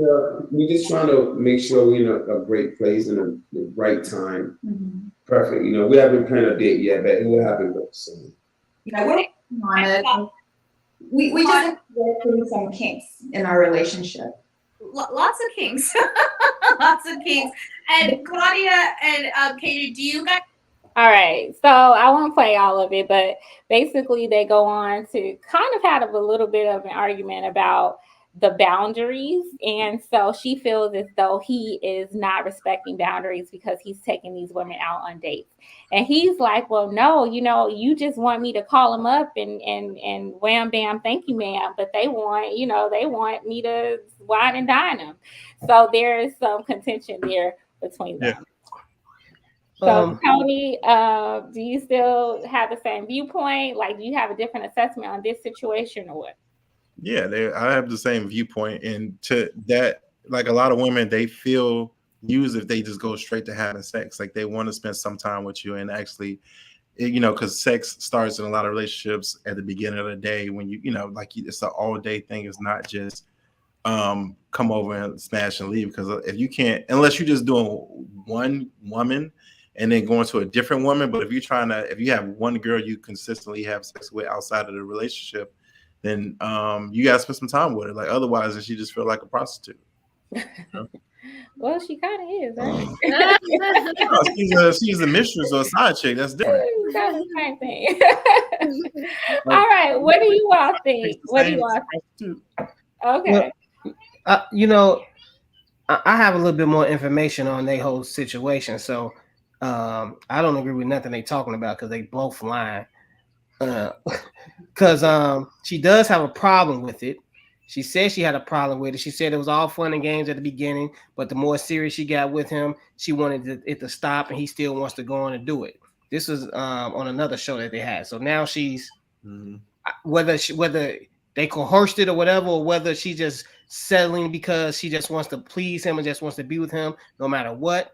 I don't know why she changed her mind, but at the same time, he's not showing any loyalty to her in the situation anyways, because if his reason for taking them out is because they want to go out, it's not about what they want. This is your woman. If you and your woman agreed on just having sex with these women because it spices up the sex life, how are you going to tell your woman what these other women want outside of that? That's not making any sense. Now, if he just stuck to his deal with his woman and said, okay, I'm just having sex with these women to spice up the sex life, then okay. But he's taking them out because they want to. So that's not showing loyalty to his woman. And then she says having sex with one person is boring. But she's having sex with one person. Like, and I guess you could call her having interaction with the women's sex too. I guess that's what she's saying. It spices up the sex life and all the other things too. But how's she going to say she doesn't want another penis, but she having penis? How do she even know what spice up the sex life? Like, she hasn't even tried it, but she's giving him all this room to try new things to spice up the sex life. And I'm just a little bit biased about it because I know that she doesn't even. That's not what she wants, anyways. So I can't believe nothing she's saying. She's lying because she doesn't want to let him go. Exactly. And that's cool too. She's making a sacrifice for what she wants. That's cool. I don't knock her for that because everybody does it. It's a lot of things about my wife that I don't like, but overall, I'm going to deal with it because I want to be with what I do like about her. You know what I'm saying? So That's what she's doing. She don't like that, but she wants to keep what she does like about him. So she's making that sacrifice too. And hey, if she wants, they've been together for quite a long time. Here's why I say he's honest though. It's kind of like he's definitely honest. He's honest about what he wants. I feel like when he's like, all right, he can't take these women out because he's not being honest with his relationship. Like, he never stopped. Like, this is something he's just done, and he's never stopped this pattern. It's like, listen, I can take it down to one a month, but I still want to be myself. And so it's kind of like somebody saying, like, you can have your coffee, but you got to lick it up off the floor. It's like, that's not how I'm used to drinking my coffee. Like, I want to have it how I'm used to having it, while I go out with these women and do different things. And so you're trying to dictate how. I had a friend he said, okay, you can be with one girl every so often, but you can't talk to her on the phone, you can't text her, you just got to meet up and have sex with them. It's like, how are you gonna? It's like you're trying to make stuff happen where you're gonna basically crumble it down. Like, it doesn't make sense that way. So it's like, if you're gonna do it, let them do it the right way. If you're not going to do it, then walk away. But she don't want to walk away. She want to be with him. But he's not being honest though. He's saying the reason he's having sex with these women is to spice up his sex life with her. The reason he's having sex with these women because he wants to have sex with a lot of women. So he's not being honest. He needs to just say, I want to have sex with a lot of women. It ain't got nothing to do with me and your sex life. It really does. I think it's both. I think it's both. Like, he's able to maintain this relationship with this one woman because he's able to have sex with other women. Like, but he's also maintaining relationships with those women. So he's maintaining multiple relationships. Yeah. So he's honest, but he's not completely honest. Right. Like Well, you can't. like That's he not has gonna fly her. well. He, like you say, he has enough wiggle room to be completely honest. He does, but he's still using that manipulation to still do what he wants. So he giving her a little bit like be completely honest. You're not doing this for her, but he has her believing that this is all because it makes my thing harder for you. All right, yeah, okay. Like, you can't do that though with a woman. It's like how you gonna tell her like you look good in this dress, but this part of the dress look fucked up. Now you just leave it at you look good in this dress. You don't say the other part of it that's there. So like why would manipulation? It's not manipulation. That's manipulation. Yeah. He wants to do. First off, if she wasn't okay with it, he would likely still do it. He would just do it and try not to get caught. And he probably would get caught. And then they'd be arguing and then there'd be issues in their relationship. He's doing this. He wants to do this. He wants to sleep with other women, right? Yeah, sure. And he's selling this to her and trying to plan in her mind, you know what, this is good for our relationship. Like, that's manipulation. And she's falling for it. And maybe she's convinced that it is good because, we know that men like more sex or like sex with multiple people. We know this. So a lot of women are starting to accept that. And they're like, well, as long as he's paying the bills, or some women put up with that stuff because there's something about that man that they do like. And I read some of the comments, and I think some people were right. They were saying she likes the lifestyle. He makes a certain amount of money. He can put her in a certain house, probably buy her certain things. If he's buying his side chick stuff, then he's buying her stuff and spending money on her. So she's probably staying in it for that.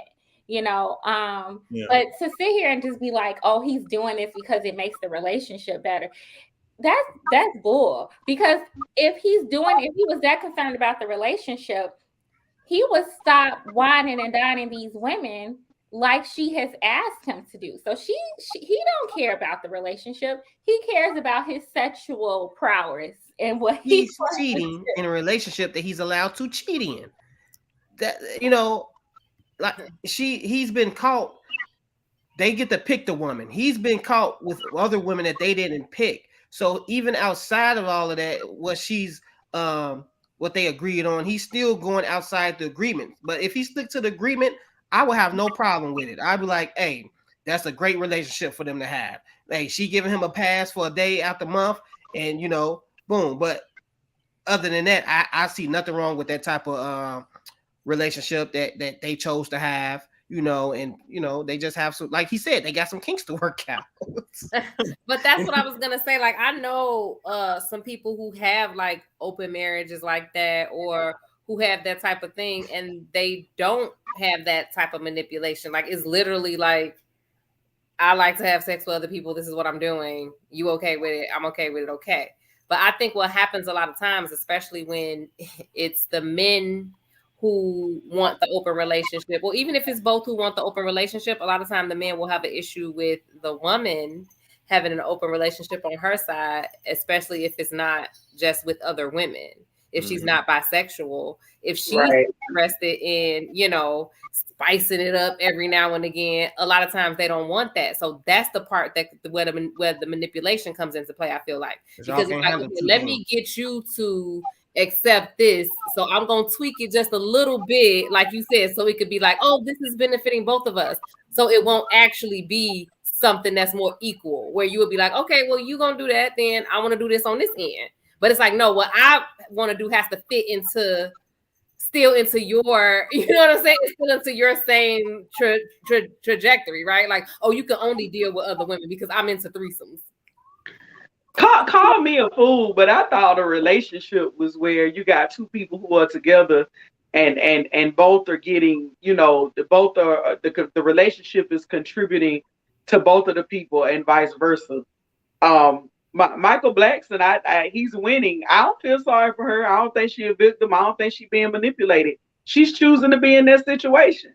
We've seen this before, and we already know where this is going. We done seen it with T.I. and Tiny. We done seen it with them.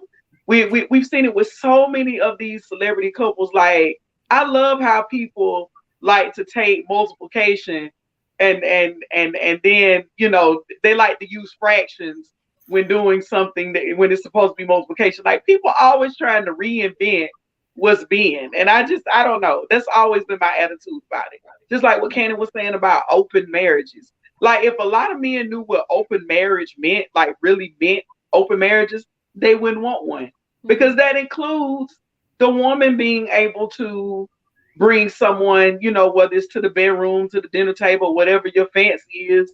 And a lot of men, especially black men, they're not ready for that. So, this is a situation where the math ain't mathing. It's not. And I don't feel sorry for her. They were on one of those reality shows and she was just in tears not even 6 months ago about, oh, I want him to settle down and, he needs to slow down. And now I'm so open to everything and I'm so different than all the billions of women in the world. Okay. Like we ain't heard it before. In another 6 months, she's going to be crying and whining about Michael Blackson don't want to settle down with me. Because that's the part that kills me. Like, if you're in a relationship where you basically, it's so unevenly yoked to the point where you're not getting anything that you want, why do you have to come on television and try to appeal to me to make me side with you? That's not going to make him any less of a freak than it did when you met him. I agree with Tony. I agree with you and Tony because he's definitely compromising. He is compromising, I think, more than she is. He's compromising on what? Yeah. In his mind, he probably is. Point, he could go around and sleep with groupies every day of the week if he wanted to. First off, who knows that he's not? I'm saying, but he doesn't have to be restrained or even put himself in any type of controlling environment to do that. But since she wants this relationship, he's like, okay, listen here.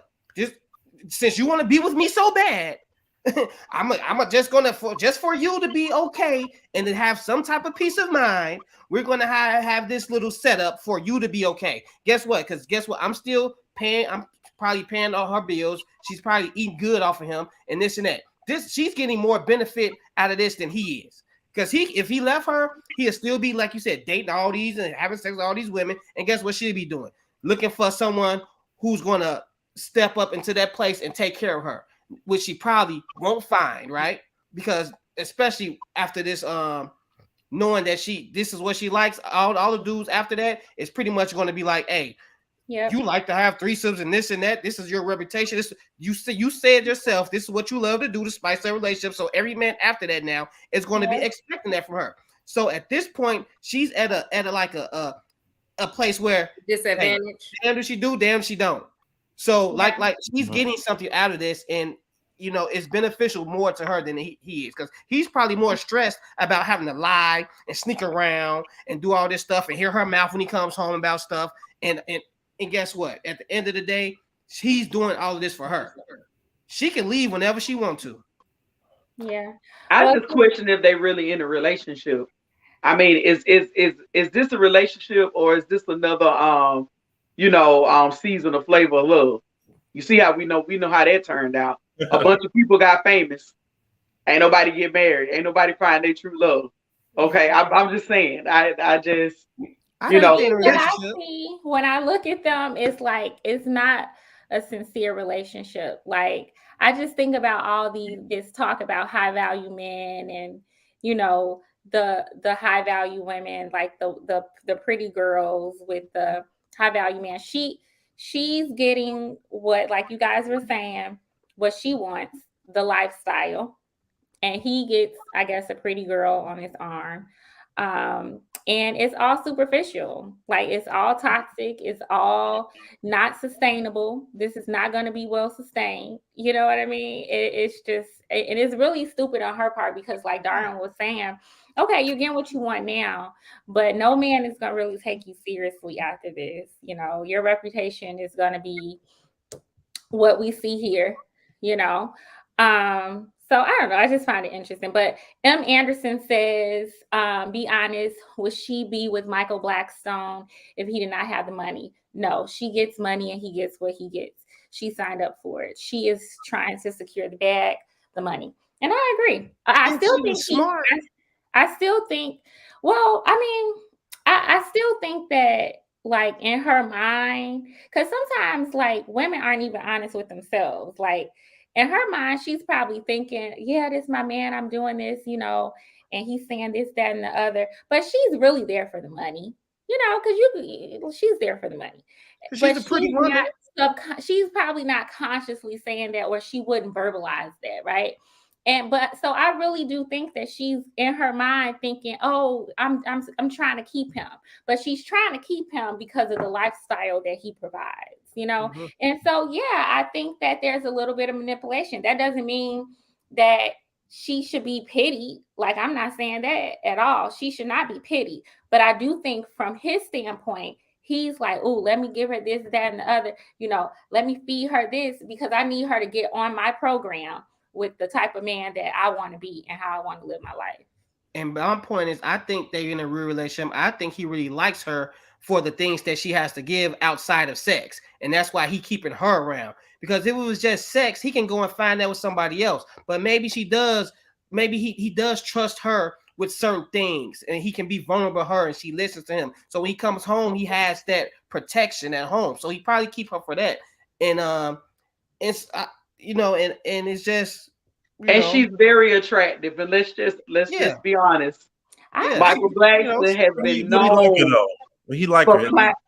Her being attractive ain't got nothing to do with for him. Like, it might be about marrying her. He's around attractive women all the time. But like when you're famous and got money, it's not. It's other qualities that she has that makes her but let's the go main back. chick.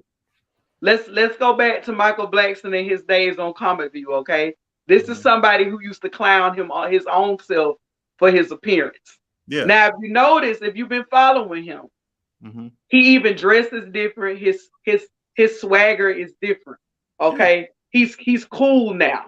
Back then when he first started out, they were really not like comedians make pretty decent money. It's different levels to it. Okay. Back then, there were not a lot of women flocking to Michael Blackson. Now some women humor is very attractive. I have a friend, she loves a funny guy. That's like her thing. But I think that when you get to a certain status, and maybe that was the woman who noticed him in a different light, and now it's like, oh, okay, now I got this going on, and now you know how somebody they have a certain persona early on in life, and then it's like they evolve. I think maybe that might have been one of the women in his life that she got on his arm and people saw him in a different light, and maybe that's what he likes as well.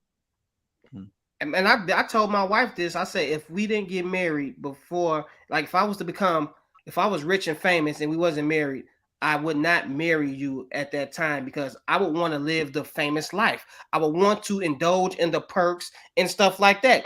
And so, like you said, Miss Jovo, at one point he was just a struggling comedian, and now he done blew up. He got some money now. He's been in movies and stuff like that. Now he's getting this attention that he's getting. So yeah, he wants to indulge in that life. So maybe this wasn't the right time for him to be in a serious relationship because he has all this temptation coming along, right? But he likes her. He likes her. So he's willing, like Tony said, he's willing to compromise just to keep her around because when he do settle down, he knows he has her in that back pocket. You know what I'm saying? Because he could, like you said, he could just let her go and be like, go ahead, I found another one. But it's something about her that he's willing to compromise his freedom for.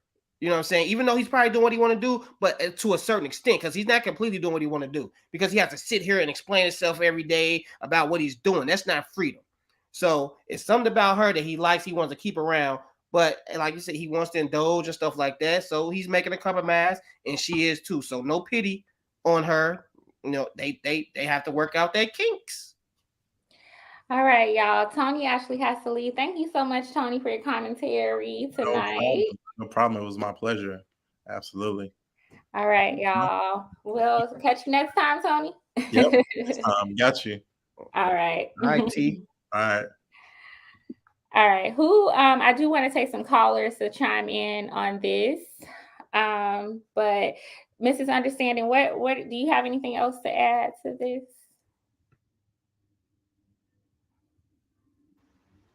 Can you hear me? Yeah, we can now. Yeah, you can? Can you? My screen just We can hear froze.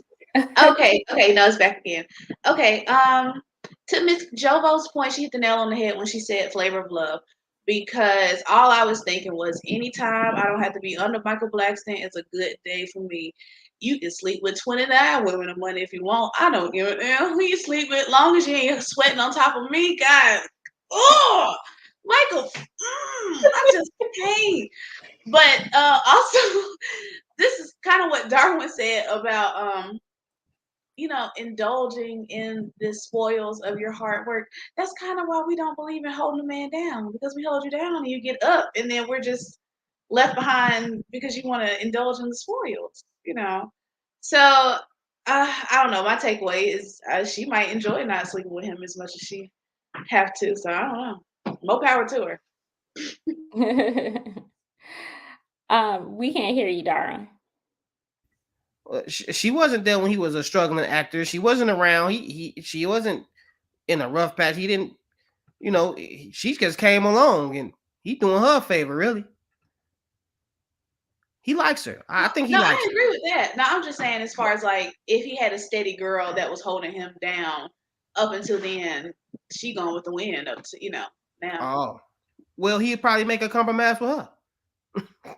She ain't got to go, but hey, you have to stay and deal with a couple of things, right? Like she's doing. It's funny because right after the part that I played up to, the interviewer asks Claudia Jordan and her partner, I'm not sure of his name, if they would entertain something like this. And he waited for her to respond. He wanted to kind of see like what she was going to say. And my impression was that he would be on board. I think most men would, right? But she wasn't having it, right? She wasn't having it. But I think that, it's a question that a lot of men are posing lately, because I think they want this to be the norm, But I think they haven't thought that through.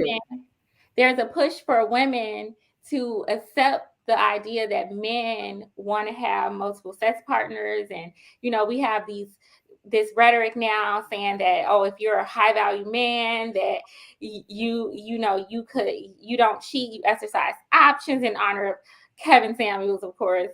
And then you have other men who are talking about like men are not designed to be with just one woman. Monogamy is not natural for them. So what do y'all think about that? Would you do an open relationship? You know what I said. You talking to Darwin? I told you I would love to have a second wife and have a side chick once a month, but I don't want that as much as I want you to not want one. So like I'm cool. I passed that up. I can't stand the fact that you would be sleeping with another man, this and that. So I'm totally cool with just being with you. Like I don't want that as much as I'm good.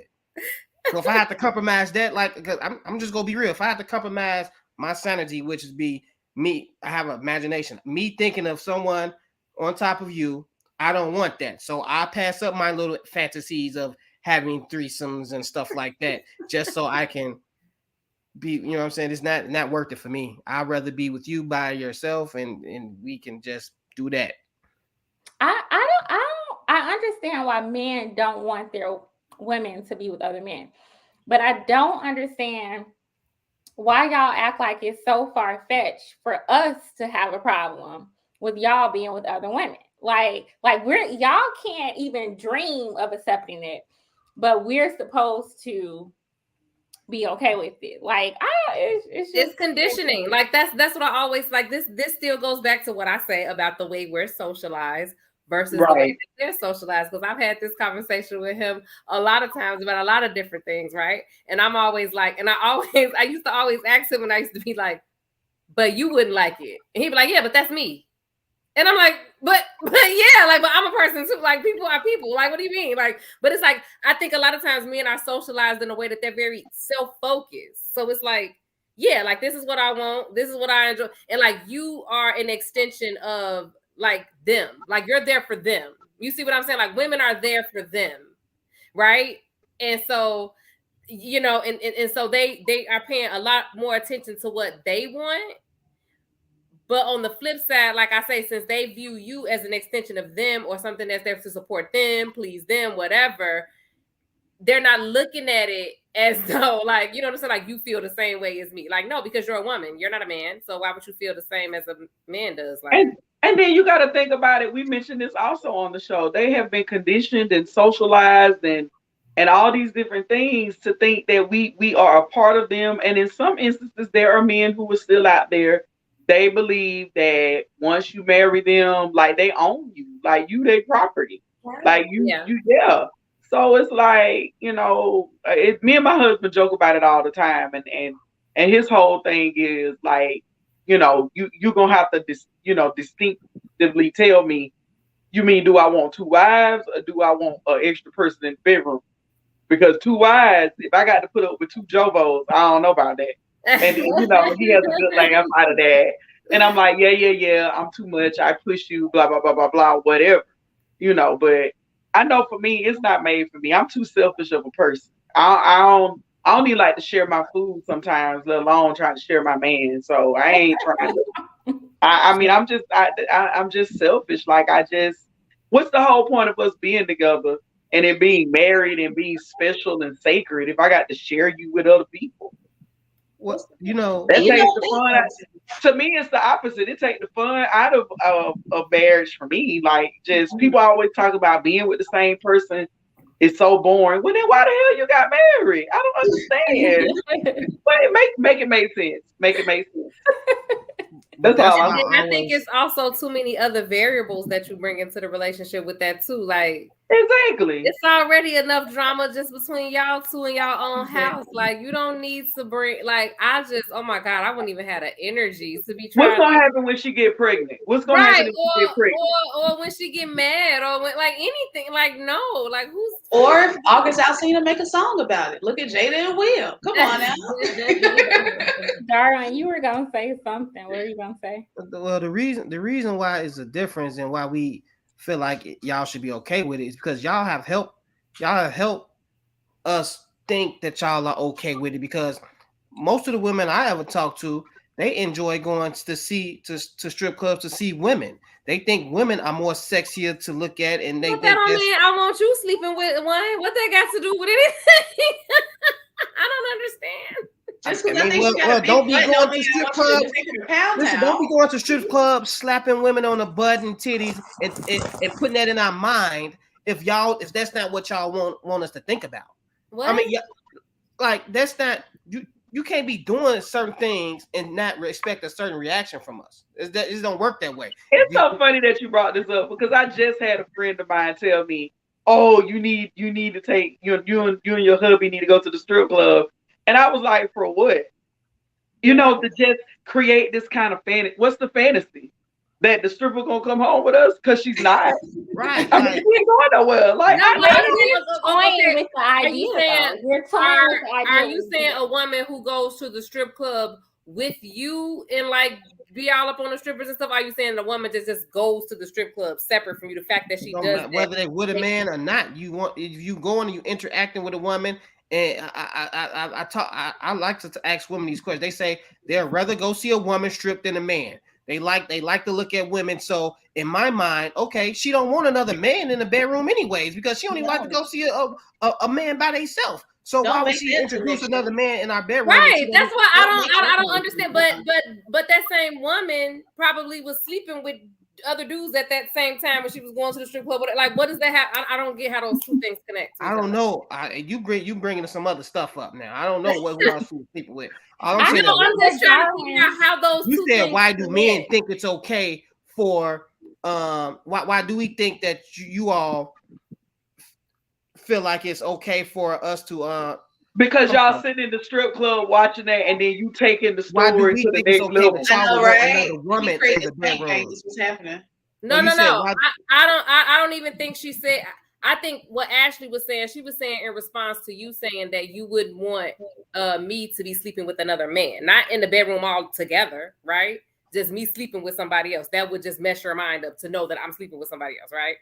That's what she was saying. So why on the flip side, do you all think that we don't feel the same way if you're sleeping with somebody else? Not in a threesome, whatever. I'm just telling you, because men think that women are attracted to women just as much as we are. Oh, I see what you did there. Yes, okay, I see. like, Yeah, like that's because, all because he's saying. y'all I are see. so much like a lot of y'all more We're so touchy attracted feely to with women each that we other. would be Y'all okay with you give off sleeping with sex. another random I woman. no, I see where he's making the leap. Y'all Yeah, give off I sex see. with I each see other where it's more. coming from. Like, No, for it's real, like, I see where we're jumping. like No, y'all well, be then help dancing. me misunderstanding because Wait, I'm one not. second, No, one second. when you go to clubs, That's that old school. That's that remember old when- school manipulation right there.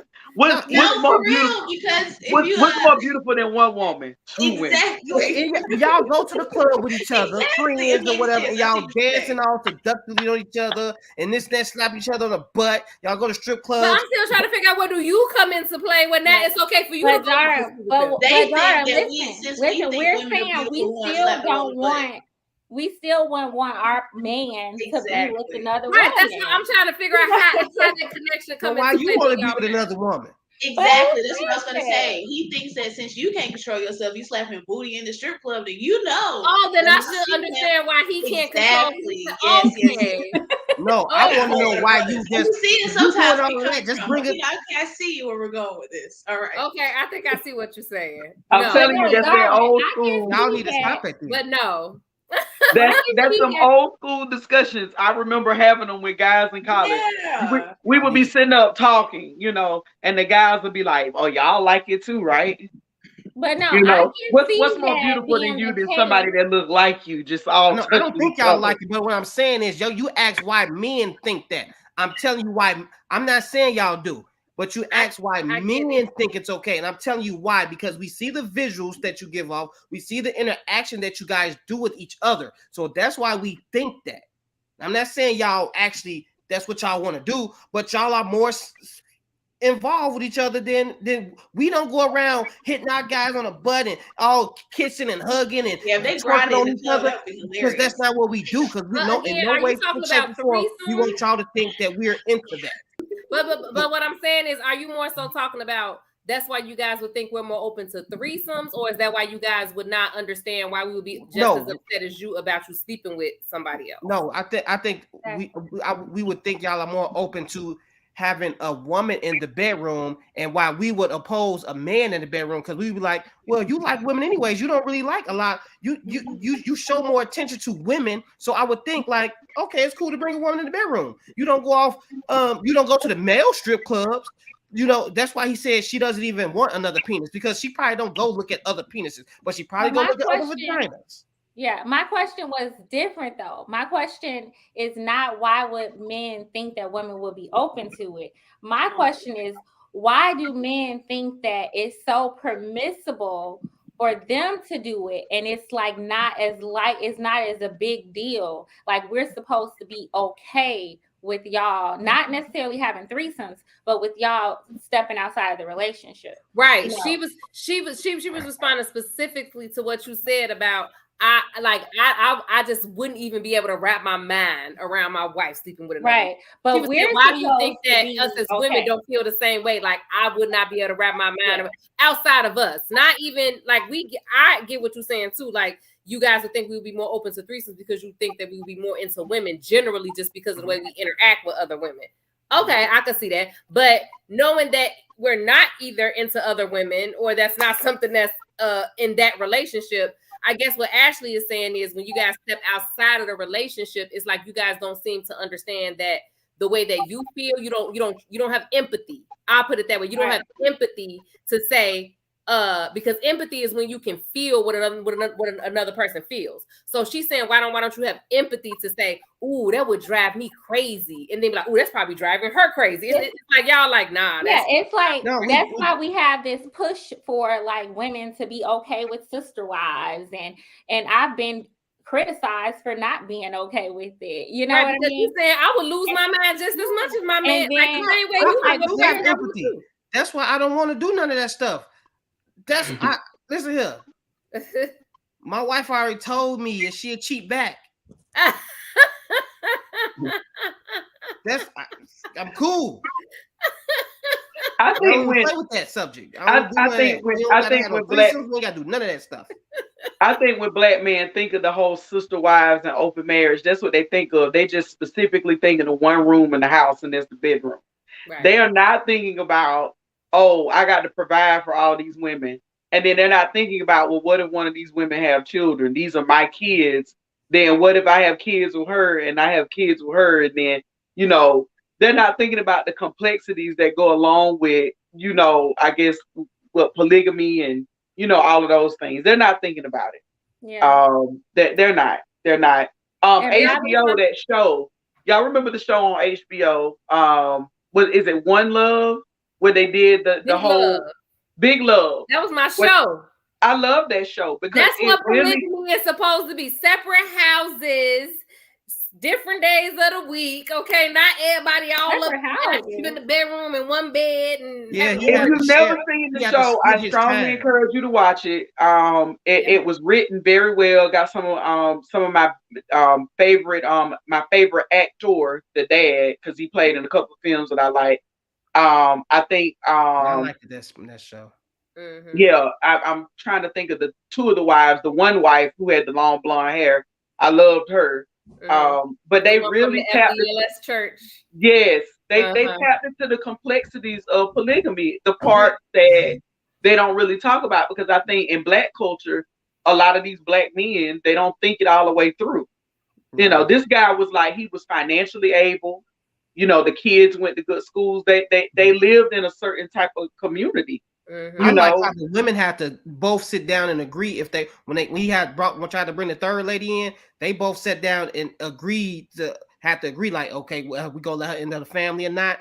And then they was like, nah, she can't be in the family. You know what I'm saying? Like, and they just and came to agreement. Like, and I think that's how it's supposed to be. It's balanced all the way around. It's equal all the way around. He respects both of them. They respect each other, and it's like, you taking care of us equally. You spend equal time with us, and that's how it's supposed to be. You know what I'm saying? He didn't have a concern with all of them. He's concerned with not just paying a bill or two. He's concerned with their health. Like, there's another show, I forget the name of it, but I used to watch it, and the guy, you know, he was deeply invested in all of his wives. You know, it's not like, you know, it's not crazy. He was breaking it down even to like, oh, it's 7 days in a week, so I have to split 3 days with them, 3 days with that, and a half a day with this. He was stressed out, but he had to be stressed out because he was really doing it the right way. Like, and there was a lot of responsibility in that. It was a lot of responsibility. Birthday party. Oh man, it's hard work. So like you said, the Black community, they just want to do the sex part. They ain't thinking about all men that out here who don't want to listen to their own wife, one wife, who don't want to listen to one wife, you know. And so I'm just like, how you gonna manage multiple? How are you gonna complain about having to pay for the first date, but then you want 3 wives? That the math ain't mathing. The math is not math. In the comment section, where Bobby M says, no, it's because men think women have sex with emotions and will get attached, whereas we don't use emotions for sex with women. We don't invest in. I think that's part of it, but let's be real. Like, I think a big part of it is the way, like, the ego. A man doesn't want to picture another man, you know, inside his woman, getting it on with his woman in bed. Come on now. It's not just the emotions piece. It's your ego. It's your pride. It's like, no, I'm a man. You're like trash. I'm not supposed to be with you because you out here with other, you know. So because you know what, you just made a good point, Ashley. Because these men cannot tell me that every woman that they ever slept with fell in love with them. So you know that that's not true. So stop it. So stop like are gonna fall in love. Like, if that was the case, then every woman you slept with would just be in love with you. They tires be slashed every day. Right. Like you know that women can have sex with you. Ain't nobody stalking you with them without emotion. Because if you're out here sleeping with women without emotion, then that means, like, in order for you to think that women are having sex with emotion, you would think that every woman that you're sleeping with is now in love with you. And I know that you know that that's not the case. Exactly. So exactly. Oh yeah, and then Okay, he said I didn't say father love. He said with emotion. But then what is that? Like, what does that mean then? But some women Yeah. don't. Apparently, some women don't. It's Now, a lot of women that don't. Okay, I let's think just be, every woman who's having sex with somebody else or whatever, they not in there like, you know, all docile and oh my God, I'm just so into you now. That ain't what's going on. Like real. Emotion. Like that's what I'm saying. If it's not love, then what is the And I mean, I know that a emotion lot of times when we talk about women cheating, a lot of times they say it's because they felt some emotional void, right? Okay, so I can kind of see that, you know. But then again, I would have to ask, is that the only reason women cheat? I don't know. Maybe some No. women cheat because they're like men and they want to, they got hot in the pants or something. I don't know. Is that the only reason women cheat? I don't know. But either way, but I think it's really ignored, or the way that it's discussed on the reasons that men cheat ignores that a lot of men do cheat because they also have an emotional void because they don't understand what emotions are. So they do things in order to not deal with the emotion, right? And so I feel like they'll do the same thing, but it's not seen in the same way. You know what I'm saying? Like, Exactly. emotional void. It's like they don't look at it that way. Like they have some unfulfillment too when they cheat, Right. and they use that as an outlet for that. But I think both people do it for the same reasons. Both people. Yeah. But either way, it doesn't matter. Like, we don't want our man out there either. You know, some of us don't. You know, some of us don't want that. But I think there's like this push for women to be okay with it because men are men, you know, and I'm just kind of like, no. Yeah, I just think at the end of the day, there's pros and cons to everything, right? And I feel like that that a lot of times people don't understand the value in maintaining long-term relationships, especially when you have children, especially when you're trying to build something, especially when you're trying to do something, and they don't understand that dealing with people outside of their relationship takes energy.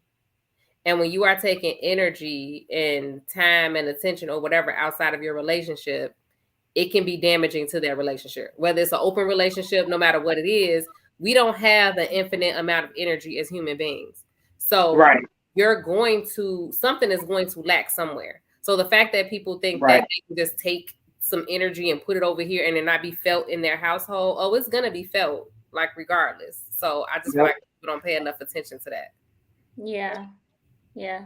And I just think about the stress, like, you know, I mean, there are just too many STDs out here. And did y'all see that video? Did y'all see that video of that woman who was like, yeah, I used to be, you know, a side chick and I was sleeping with married men and I was sleeping with other women's partners and I ain't never used no condom. Like, did y'all see that? And she was just like saying, like, y'all think y'all husbands out there using condoms. They ain't using condoms. I know, because I used to be one. Like, and I imagine that's real. Like, you out there messing with other people. Like, you know who got the most STDs right now? You are likely not using protection. So I'm just kind of like, I don't know. Who got the most, Ms. STDs are increasing amongst older adults, especially the elderly population. I heard about that. Yeah. Okay, and then not even to mention that they going out with a bang. I have, you know, work site hazards. I've seen several men who they are like, and older women and older men experimenting with drugs like cocaine or Viagra that's laced with something, and they getting their rocks off. You know, and I'm asking them, are you using protection?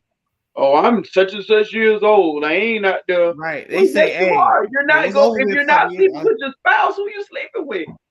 You know, you are out there. Okay, like no fucks no more. I mean, it's like it's the STDs. It's throwing off the pH balance. Like, exactly.